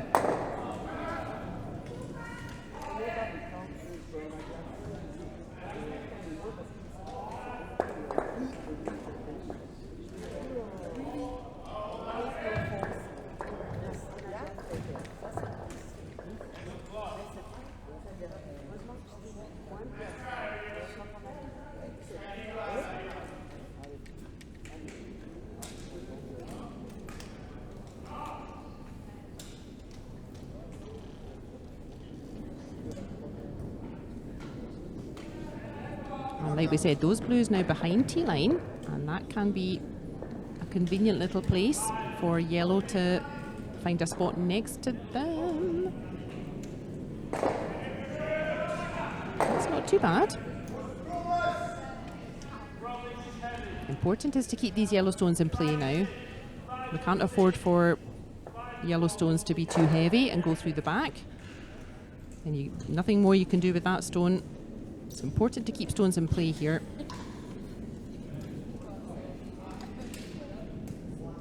You need just one mistake from Switzerland. That's enough to give you a chance at scoring 2.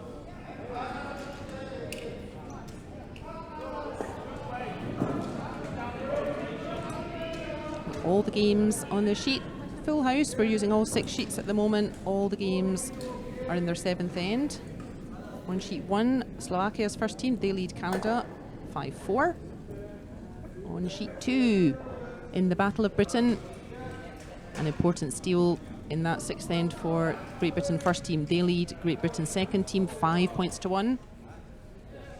On sheet 4 next door, Sweden have grabbed back the lead. It is Sweden leading Slovakia second team 5-3.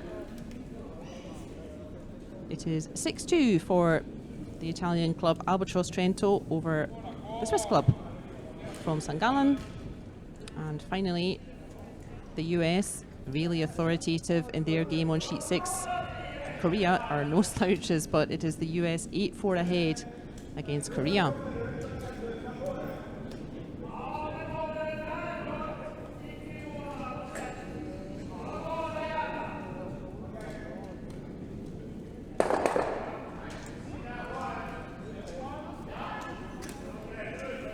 That stone from Norway achieving half its objectives. It does make space, but it rolls out, and that's the issue.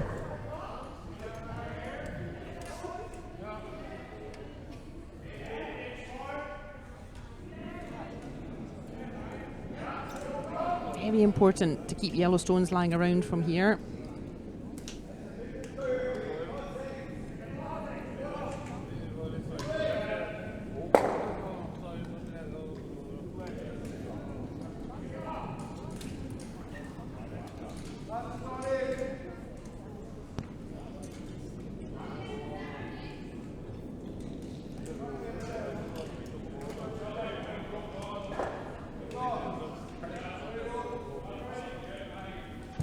If you're a Norway fan, don't be too alarmed about the blues lying around.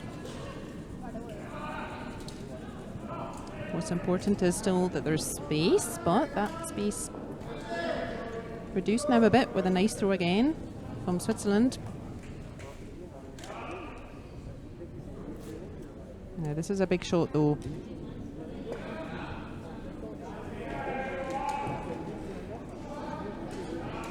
A nice shot here will be a real game saver for Norway.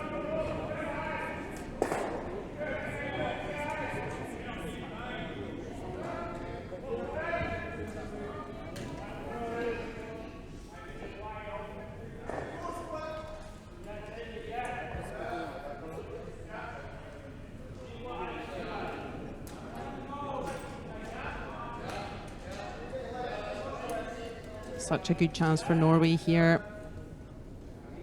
I want to remove that blue. And a little roll. Great work. That's exactly what they needed. Finally, it is Norway line 2. With a guard out front. Big smiles from the Norwegian team. Yeah, that's really boosted them.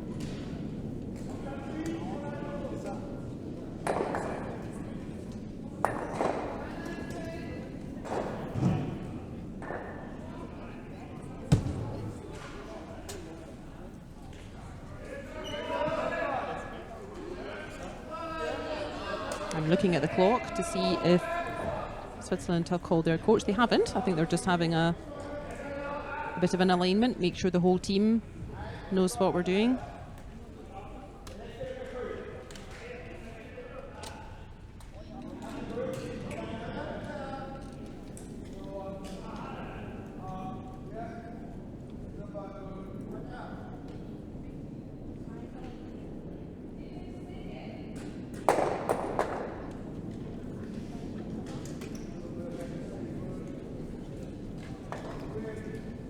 have one more round tomorrow morning at 9:30, a bit of a longer lie for Sunday morning. That will be the lower half of the table. That will be their final game. And from there, the top 12 will play the ranking game at 2 o'clock tomorrow afternoon European. But join us before that because, as always, the teams will be piped onto the ice by the Zurich Caledonian Pipe Band. That's always really special, so make sure you join us for that too.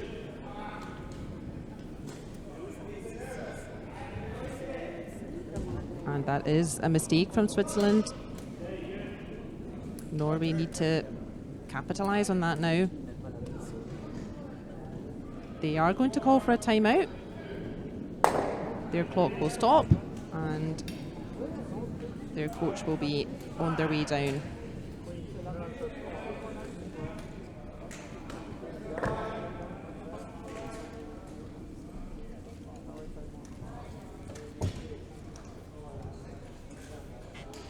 You get travelling time because the coaches are all upstairs here in the club room, and then you get a 1 minute coach interaction. Once your coach is actually there, then you have a 1 minute interaction to talk about what to do. A couple of options here. You could put a stone where the Norwegian skip is pointing in behind the guard, just a direct draw there. That would leave those 2 yellows open to hit, but you would be very well set up to get at least 2 points. The other idea would be to play in front of your 2 yellows that are already there, and with Switzerland's last throw, really try to force the issue, try to get a miss from them, and then you would be set up well for 3.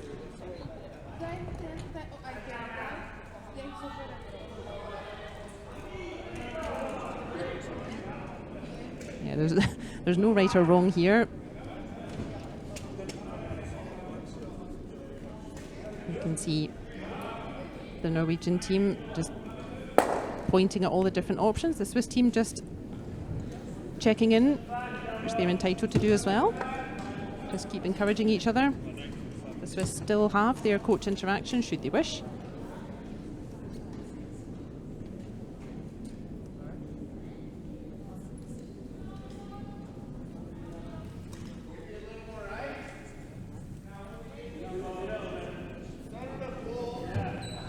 I think they were sensible though, Norway. As we said, the couple of options are, well, you would play them hoping for slightly different outcomes, and at this stage in the game that is very important. If Norway could get 3 here, that would put them in a much better position than simply 2,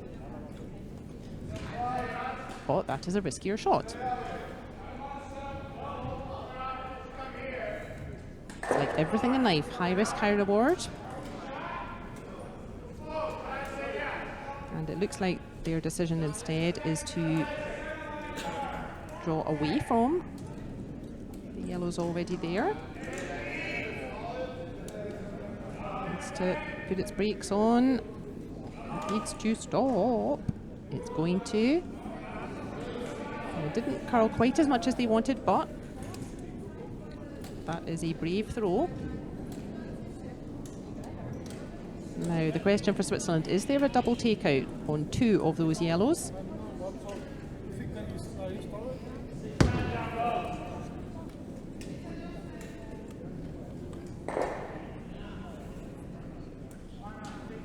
Or you could play the clockwise handle and just try to freeze onto those yellows. They're all behind T-line. And it looks like that could be the call, is to just play a blue right in front of those yellows to cancel them out. But this is hell of a risky call, this one. I think if I was you, Switzerland, I would hit something, and then you cannot lose more than 3 at this point. If you get this one wrong, you might be getting hit for 4.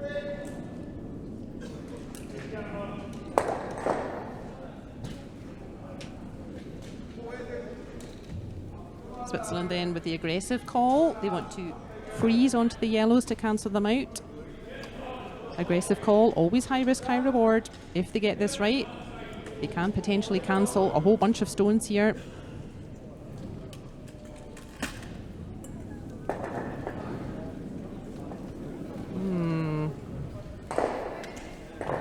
What do you think, viewer?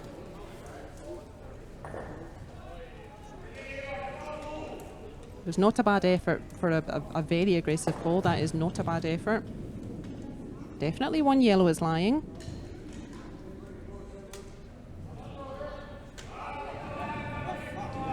If there's ever a shot for 3, you should play it though, Norway.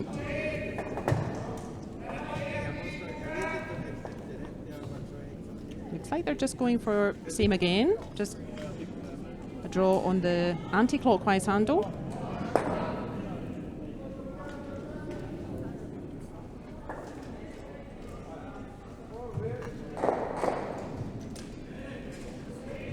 I think that's the Norwegian coach hanging around behind the glass. Doesn't want to miss the action by running upstairs. Oh,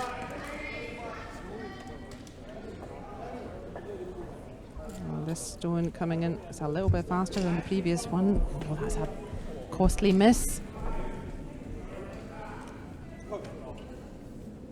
Well, now, what is the final decision? Big difference if that's 2 yellow or 1 yellow. It's certainly 1. The yellow that they're indicating, that's definitely first stone. The yellow right next to the blue, that is surely not in contention. I think this is a measure for 2 only. That could be a costly miss for Norway. They made the hard decision. They got that stone right. And then just overthrew his final stone there. And that could be a costly mistake. Nevertheless, good end from Norway. They also needed to steady the ship there, which they've done very, very well. Ooh, there's a measure going on next door and everything. I think there's a queue for the measure. You can just see yellow volunteer doing that, so that gives us another opportunity to highlight our sponsors. Media Event doing the live stream for the 3rd year in a row. And our gold sponsors and silver sponsors, big thank you to all of them. It's thanks to their generosity that this competition is always popular with the teams. It's really got bigger and better every year, the competition, with the international teams coming.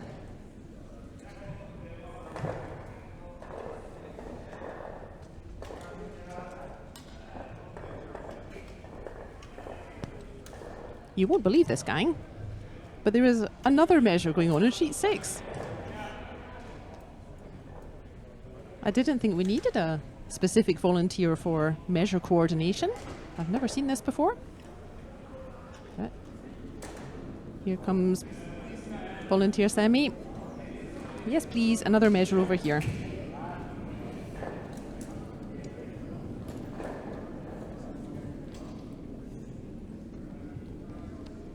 So there's a little needle that drops down. You can see the dial on the top. There's a little needle that drops down from that. And you adjust the needle to just touch the stone.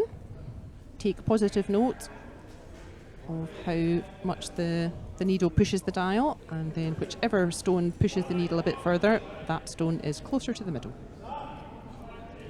Yeah, I'm sure that yellow next to blue, I'm sure that's not it.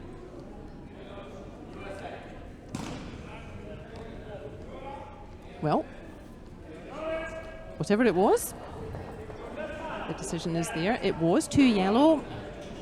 Oh, Norway, they will be very frustrated with just missing that last stone there. They had an excellent chance to make that 3, but a strong end from them.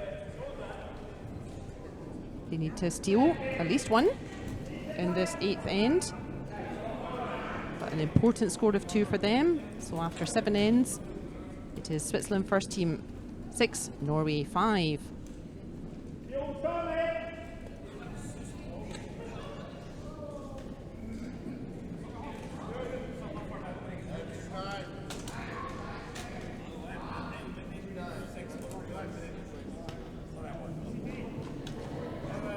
Real battle going on in sheet 1. It is Team Canada. They are playing Slovakia first team. Both of those on 2 wins and 2 losses, so very important game over there. Whoever wins that will go to 3 wins and keep themselves in contention for podium. And it's very close. They've also finished 7 ends, and it is 6-5 to Canada. Sheet 2, the Battle of Britain, they are still on their 7th end. Next door, another grandstand finish. It is Sweden versus Slovakia second team, 5 each after 7 ends. And over on sheet 6, the US really keeping the pressure on. It is the US team 9, Team Korea 4. They're also in their 8th end. We'll check back on the slow pokes once they're on their final end as well. And meanwhile, she's had a super game, the Norwegian lead, and once again putting a stone right in the middle of the free guard zone. That's exactly what they need.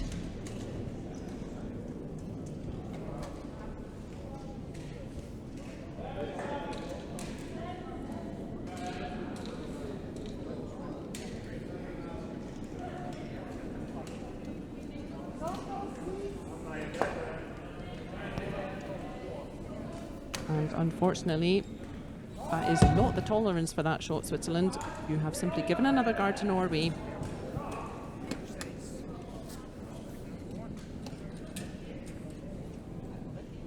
Well, we have extra end in our featured game here. Objectives for this 8th end, pretty simple. Norway needs to steal at least 1 point. They don't have last stone. Switzerland needs to stop them stealing 1 point.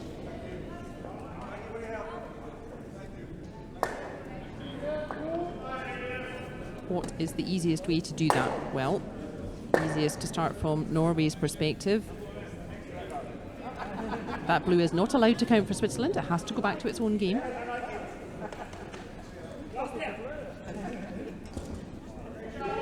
How does Norway steal 1 point?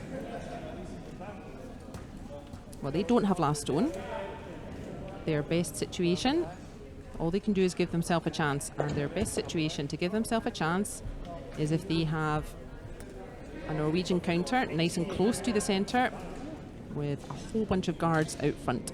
Make it too difficult for Switzerland to outscore that or remove it with their last stone.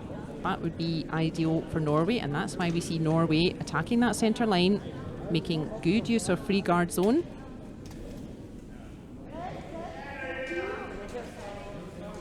Switzerland, this is not it. Truly, both of those blue stones are better through the back. They are simply helping Norway out front there.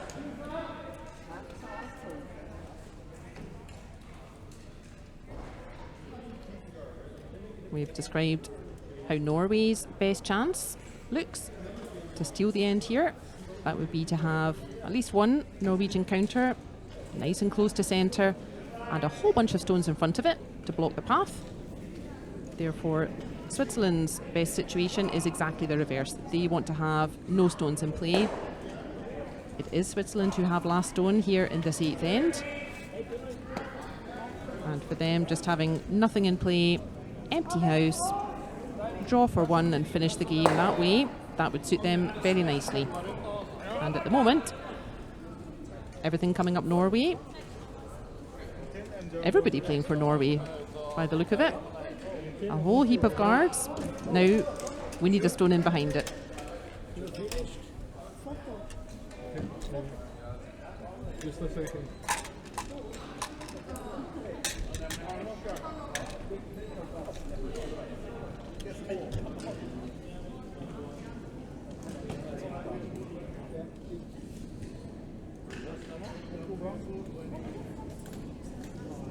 A bit of a race to the centre then. That's a decent effort from Swiss, that's better. Blocking now the clockwise handle, and we see Norway immediately having to go to the other side of the sheet and come round the anti-clockwise handle instead. That blue just thrown from Switzerland, we could push that one forward and use that in the future.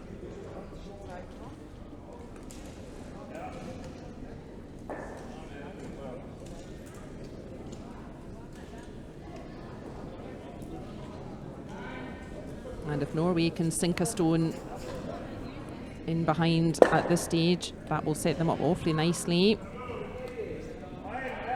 Oh, that stone's just slipping on a bit. Oh, this is a real race to the finish here. Who is going to get in behind that big pile of stones?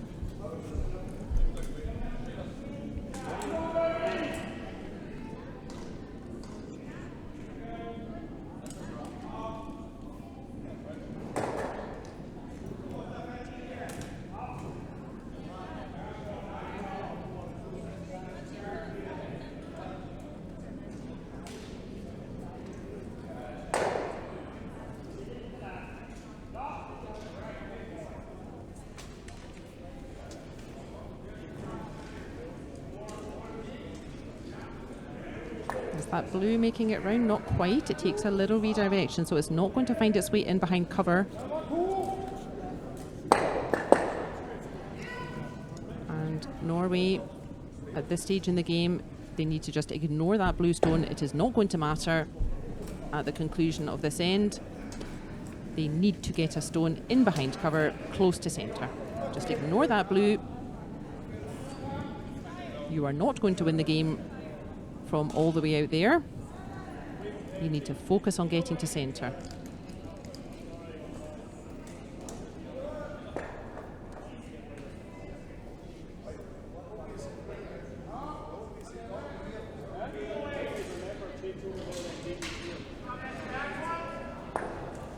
Oh, he's just caught the same guard. Who is going to sneak one in behind cover?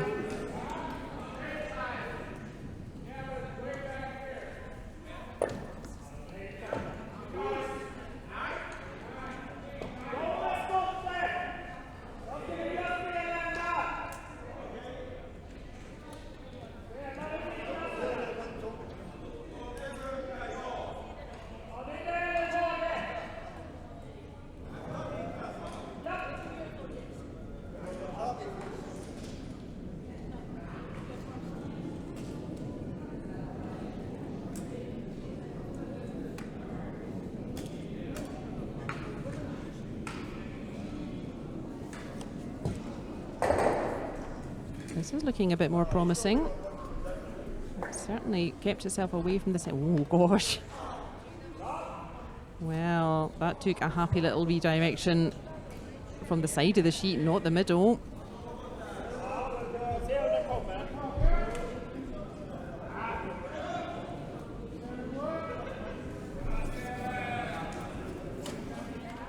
But Norway, they were always going to have to play with stones out front. That's their best chance of getting a point here. They need to expect a higher degree of difficulty for their stones in this final end. They have no choice but to keep all the stones in play.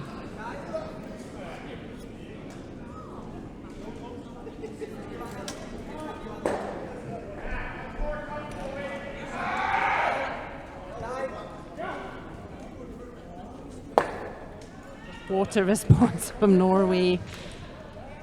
Wow, well, you had one crack at that, Norway, and didn't you make the most of it? That is a peach of a shot. Watch this, gang. He's coming in at enough speed to move that blue out of the scoring area. Actually, I think out of play, rolls in behind all that cover. That is a great shot. There is still space for Switzerland to beat it, to get closer to centre.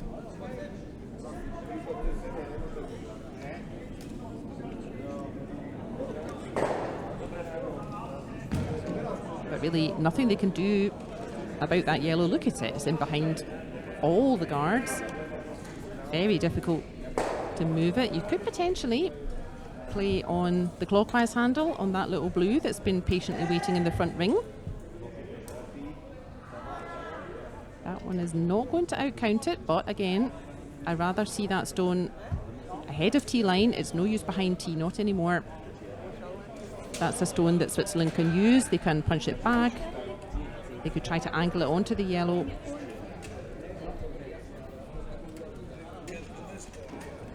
That was very much the tolerance for that shot.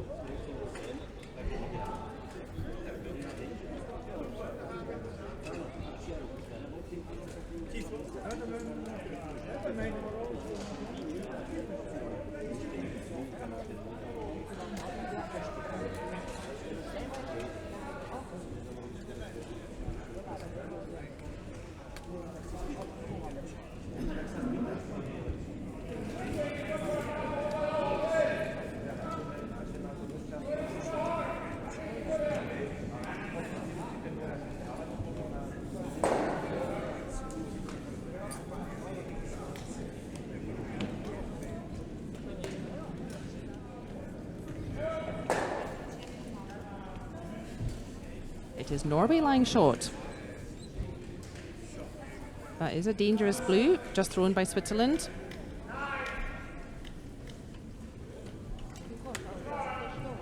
Here comes this yellow. We know it curls a lot at the end. Once it grabs the curl, that's a super shot. Completely blocking access to that blue. Really neutralising that danger, and Switzerland have now called timeout. They will have their coach come down for coach interaction.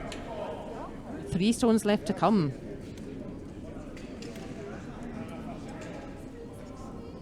A grandstand finish here.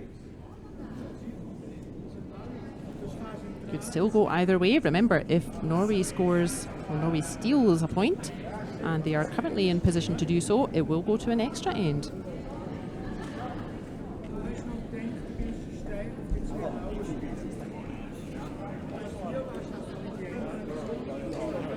Both these teams on 3 wins out of 4. Both of them, I'm sure we will see in the ranking game again tomorrow at 2 o'clock. But whoever gets to 4 will put themselves in great position for a podium finish.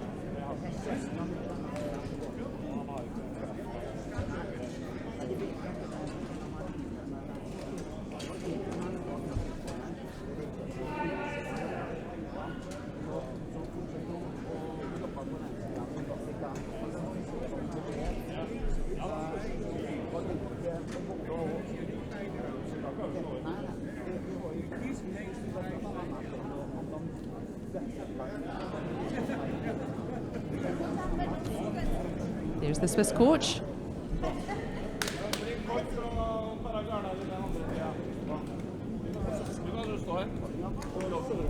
C'est fini.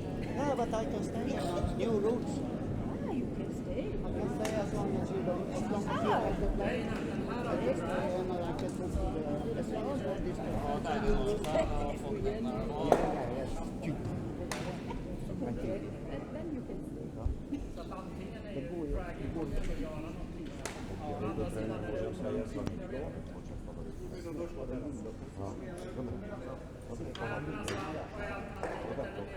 A Norwegian coach talking about clock, I think, the time. I'm not quite sure what his concern is, though.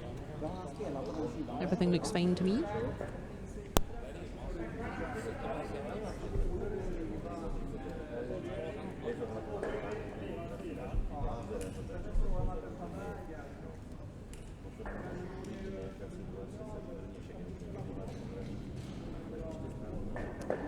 Not really any options on the anti-clockwise handle for Switzerland. They have to now attack this clockwise handle. They need to make themselves space. They're trying to angle that blue that's been patiently waiting. Oh, he's just slipped around the outside though. And I think you can guess what Norway will be doing with their final throw. 2 stones to come. 1 Norwegian, 1 Swiss.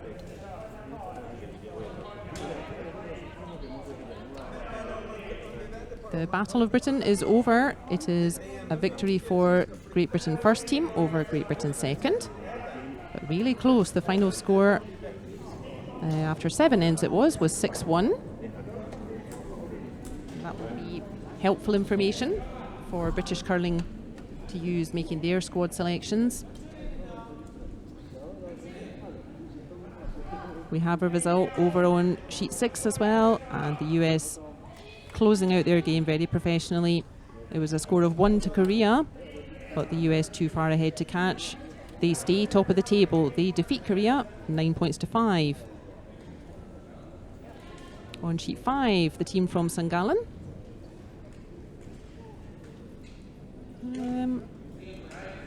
I'm just trying to see the overall score. Yeah, it was the team from St. Gallen here in Switzerland playing the team from Albatross Trento in Italy. And it's the Italians who have won in 7 ends, 10 points to 4.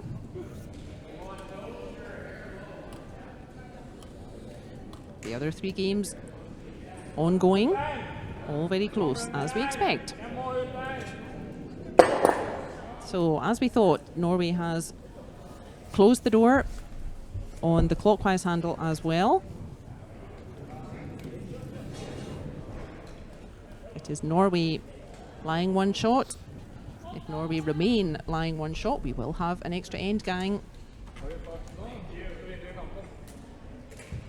Now we've got dinner at 7:30, so I think we've got time for an extra end. Just about.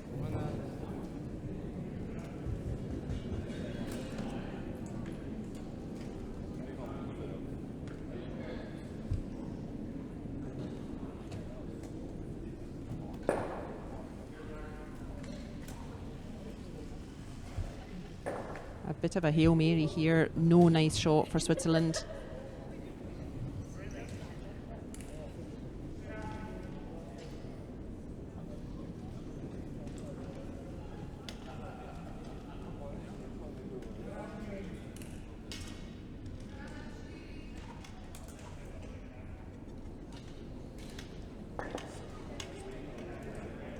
This blue coming in at pace. Trying to come off their own blue. Oh, or maybe punch that blue forward. Oh! Everyone held their breath a bit there, and a mighty shout from the Norwegian team. I think, yeah, nobody knew where that was ending up, but not quite catching enough of either blue there. And ooh, that yellow coming to rest in shot position. It will be an extra end.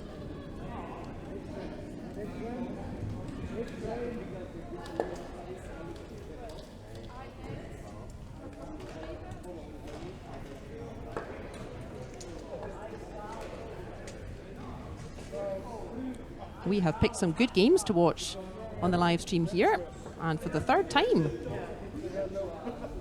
we will be having an extra end. It was a steal of 1 to Norway. Of course, they had 1 crack at it, that hit and roll. They got it perfectly. And his final score after 8 ends is 6 each, so we will have an extra end. And everything resets. So both teams have a new clock with 6 minutes each, and both teams have 1 coach interaction if they want it.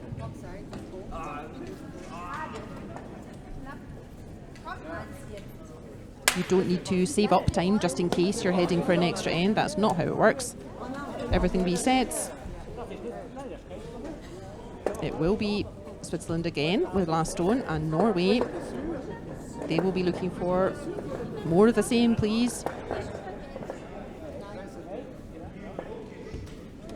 Switzerland really helped them a little bit in that 8th end.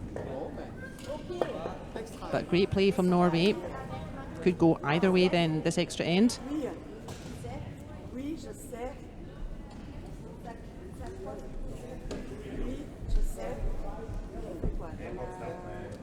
There will not be an extra end on sheet 4 next door.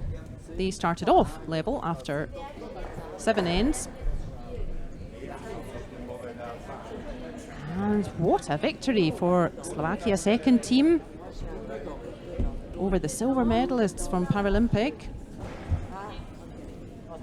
A steal of 2 to them in the final end, and it is Slovakia's second team who take the victory over Sweden.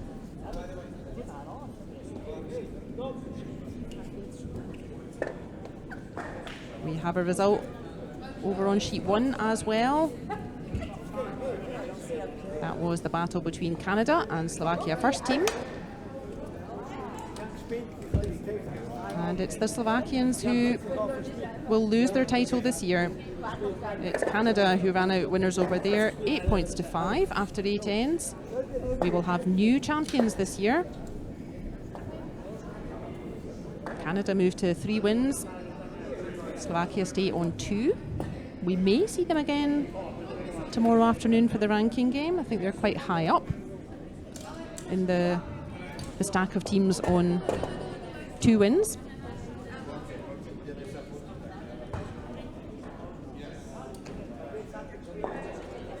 But we will have new champions.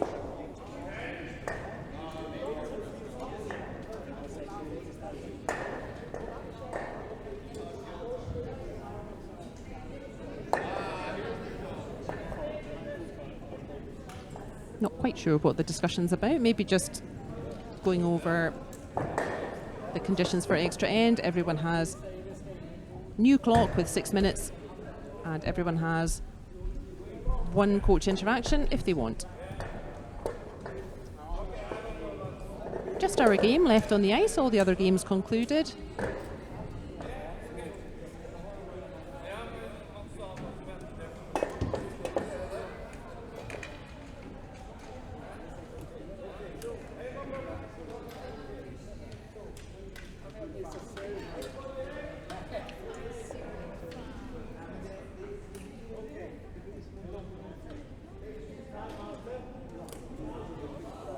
We will see both of these teams again in the final ranking game at 2 o'clock tomorrow. But one of these teams will move to 4 wins out of 5. One of them will stay on 3. And that will make quite a difference when they're pushing for the podium.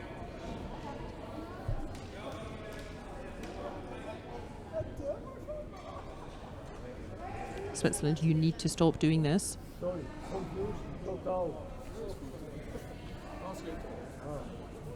You would be better off doing nothing at all with that blue stone.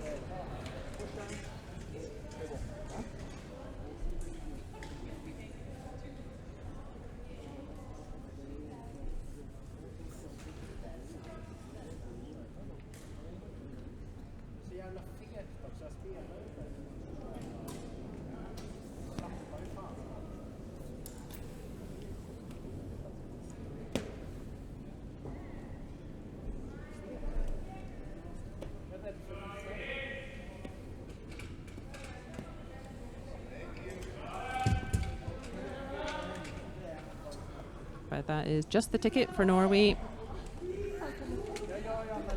She can do no more.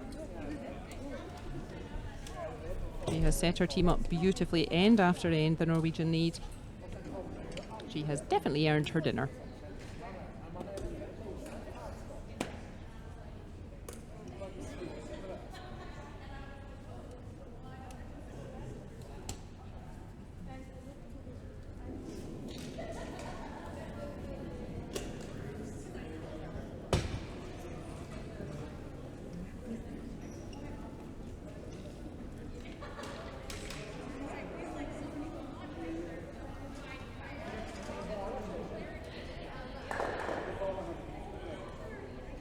That's still not quite what you want, Switzerland.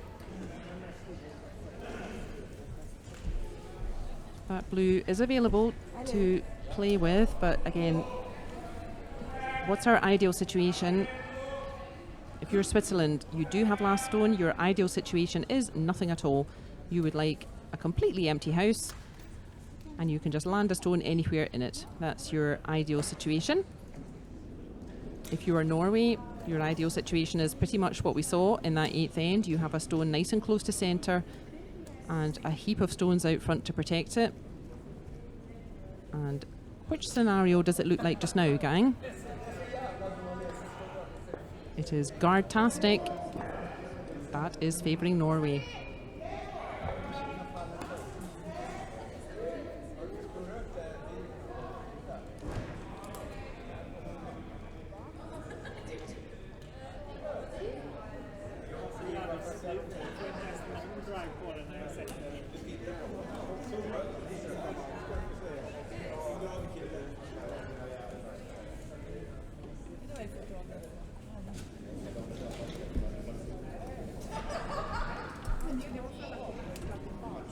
And we have played 5 stones. The better idea here for Switzerland would just be to hit and hit and hit and try to make as much space as you can for a final throw.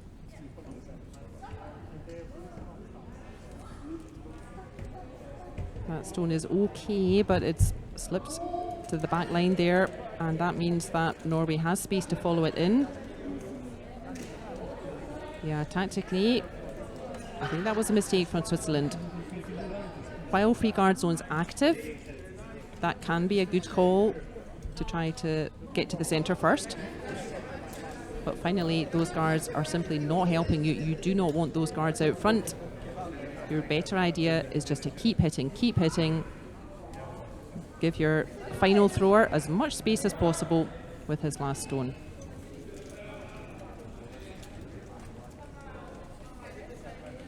And that is still the correct shot, is to make space, is to hit as many guards as you can, as often as you can, between now and your last throw.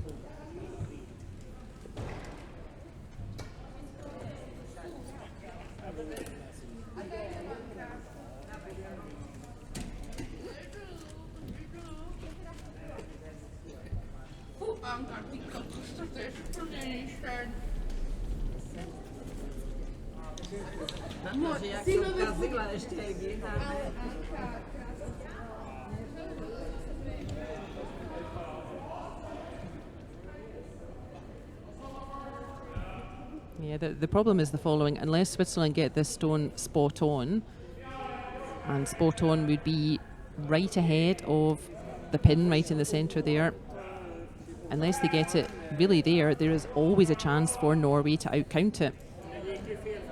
And if Norway manage to outcount it, then as they found out in the 8th end, they have a heap of guards out front.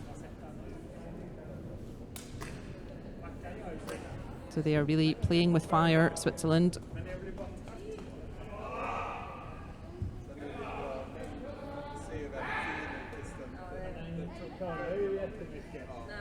Lucky for them, Norway not quite finding the weight either.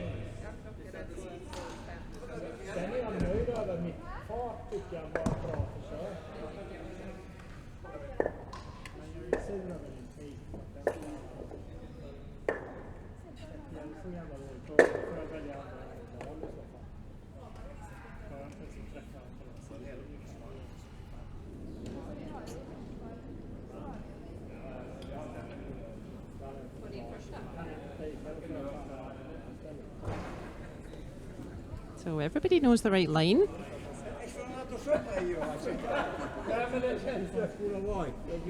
Who is going to close that door first? Everybody maybe just getting a bit nervous. Could not be closer, these two teams sitting 2nd and 3rd in the table. One of them will go to 4 wins, and I think whoever wins this game will probably meet the US in the final, so all kinds of pressure on this extra end. We will need to work it out though. The teams will be ranked 1 to 20. The US will stay top. They're the only team undefeated, and it will be whichever team has 4 wins out of 5 and the best draw shot challenge.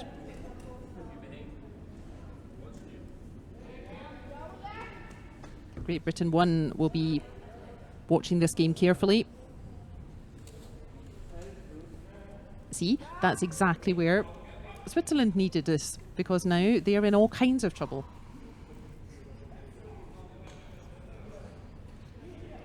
They need to somehow do better than that stone covering the hole. It took them a few tries, but here is a peachy shot from Norway. That is exactly how they managed to steal a point in the 8th end, and they have put all the pressure on Switzerland. Yeah, if my maths is correct, Korea, they will stay on 3 wins. Great Britain 2 will stay on 3 wins. Great Britain 1 are on 4 wins, and whoever wins here will be on 4 wins. And then it will be the team who has the best draw shot challenge. They will play the US for the title. Currently, at least at the start of this round, it was the 2 teams in front of us. They had the superior draw shot challenge. But certainly, Team Great Britain 1, they are safely up on 4 wins out of 5. They cannot be lower than 3rd place in the table.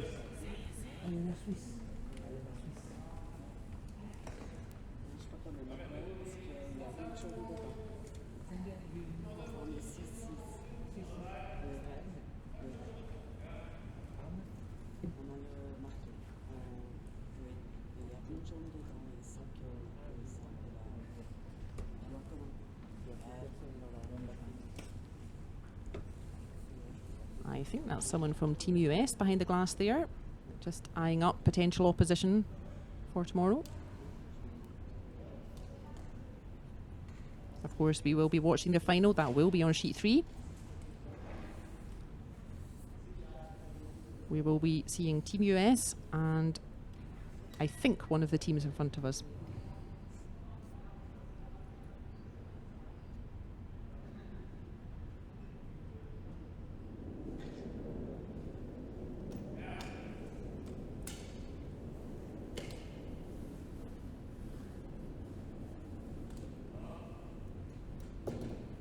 Now for Norway. Yeah, they just want to keep blocking, blocking, blocking. Super shot. Completely blocking the path to that stone that is covering the hole.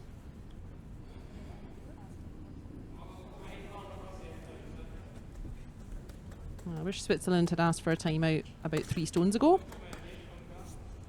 And I would have run downstairs and told them to keep hitting, please.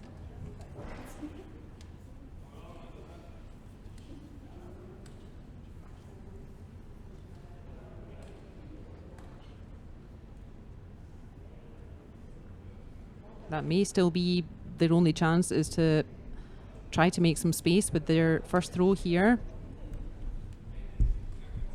And say a little prayer that you still have a space after Norway's stone. We have 3 stones to come. 2 for Switzerland, 1 for Norway.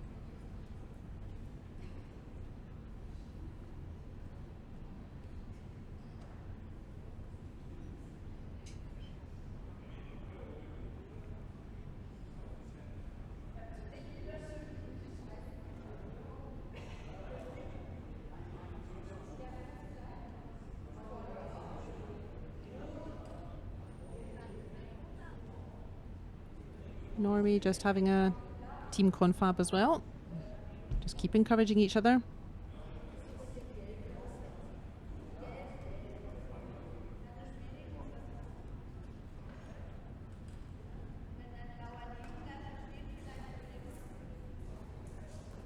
And good body language from Norway, and not surprising. They really weathered the storm in the middle there. They had a nice steady start. And then you can see in the middle of the game there, losing 6 points without reply, but really weathered that storm, worked hard, and have got themselves into, well, let's say a good attacking position here. That's all they can do, is give themselves a chance. They need to hope that Switzerland find the next couple stones too difficult.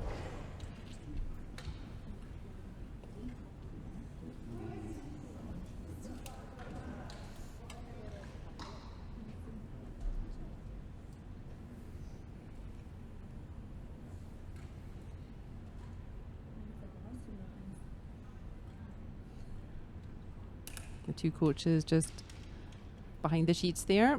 In the red jacket, the Swiss coach. In the white jacket, the Norwegian. Surely just waiting to see if Norway want to call for a timeout as well. I think this is the only way for Switzerland is to try to clear some space they have. Yeah, none of those stones will matter. It has pushed those two stones into the rings, but yeah, neither of them should or could be important later. It's all about that little Norwegian counter right in the middle.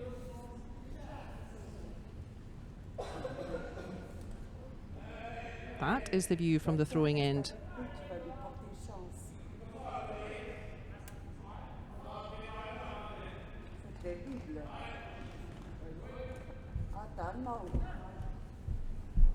And they are going to call for the coach. I don't really think they need to be honest. What's important here is the line. It doesn't really matter if they land at front ring or tight guard or even a halfway guard. What's important is to block the path to the centre.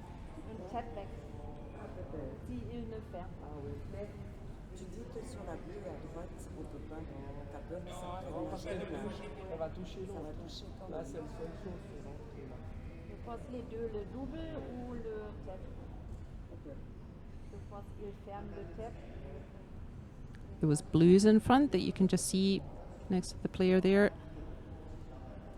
Those blues not really available for Switzerland. They're angled a bit wrong. Or are they? Could you play on the right hand blue? Blue to blue? No.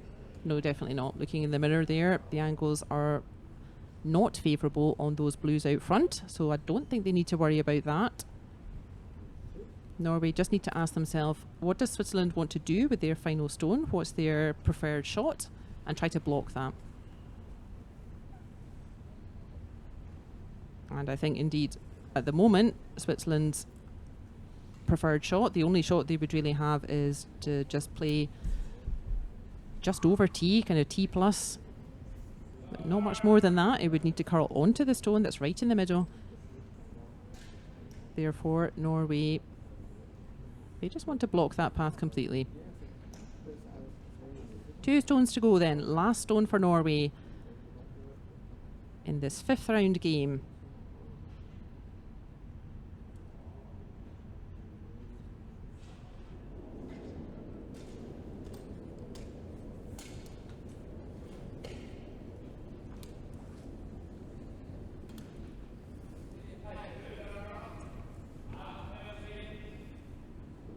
What you do not want is to leave this yellow stone right next to your current yellow stone. Ooh. Just grabbing the curl at the end, that is a fine throw.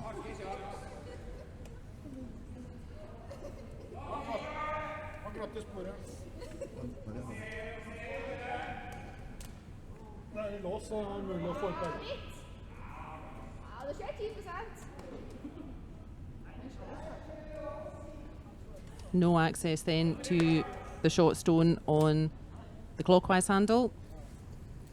Even if you played it perfectly, you're punching yellow onto yellow, the middle yellow will stay exactly where it is. You cannot come on the clockwise handle. I think they need to use that blue on the anti-clockwise handle.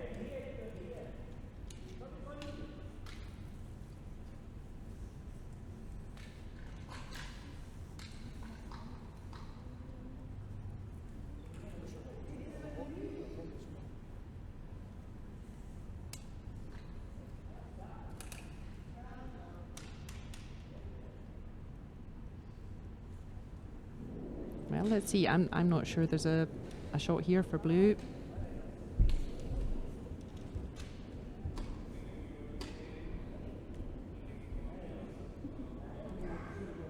And that's going to curl onto the guard. Well, I think Switzerland made their lives too difficult there. They could have given themselves a better chance, but Norway playing the 8th and the extra end beautifully, weathering that storm in the middle.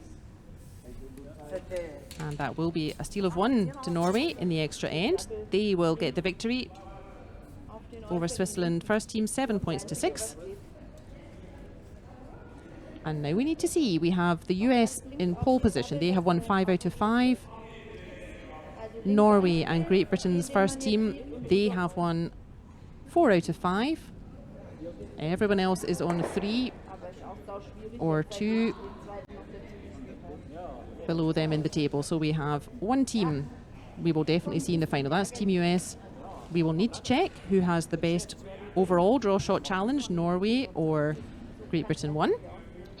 Whoever it is, we will watch them tomorrow at 2 o'clock European in the final. The teams will be piped onto the ice by the Zurich Caledonian Pipe Band. So make sure you come back and join us for the final of the 17th International Wheelchair Curling Tournament. A super game for us neutral viewers today. Switzerland won and Norway. Norway will be delighted to get back to the final of this competition. So make sure you join us.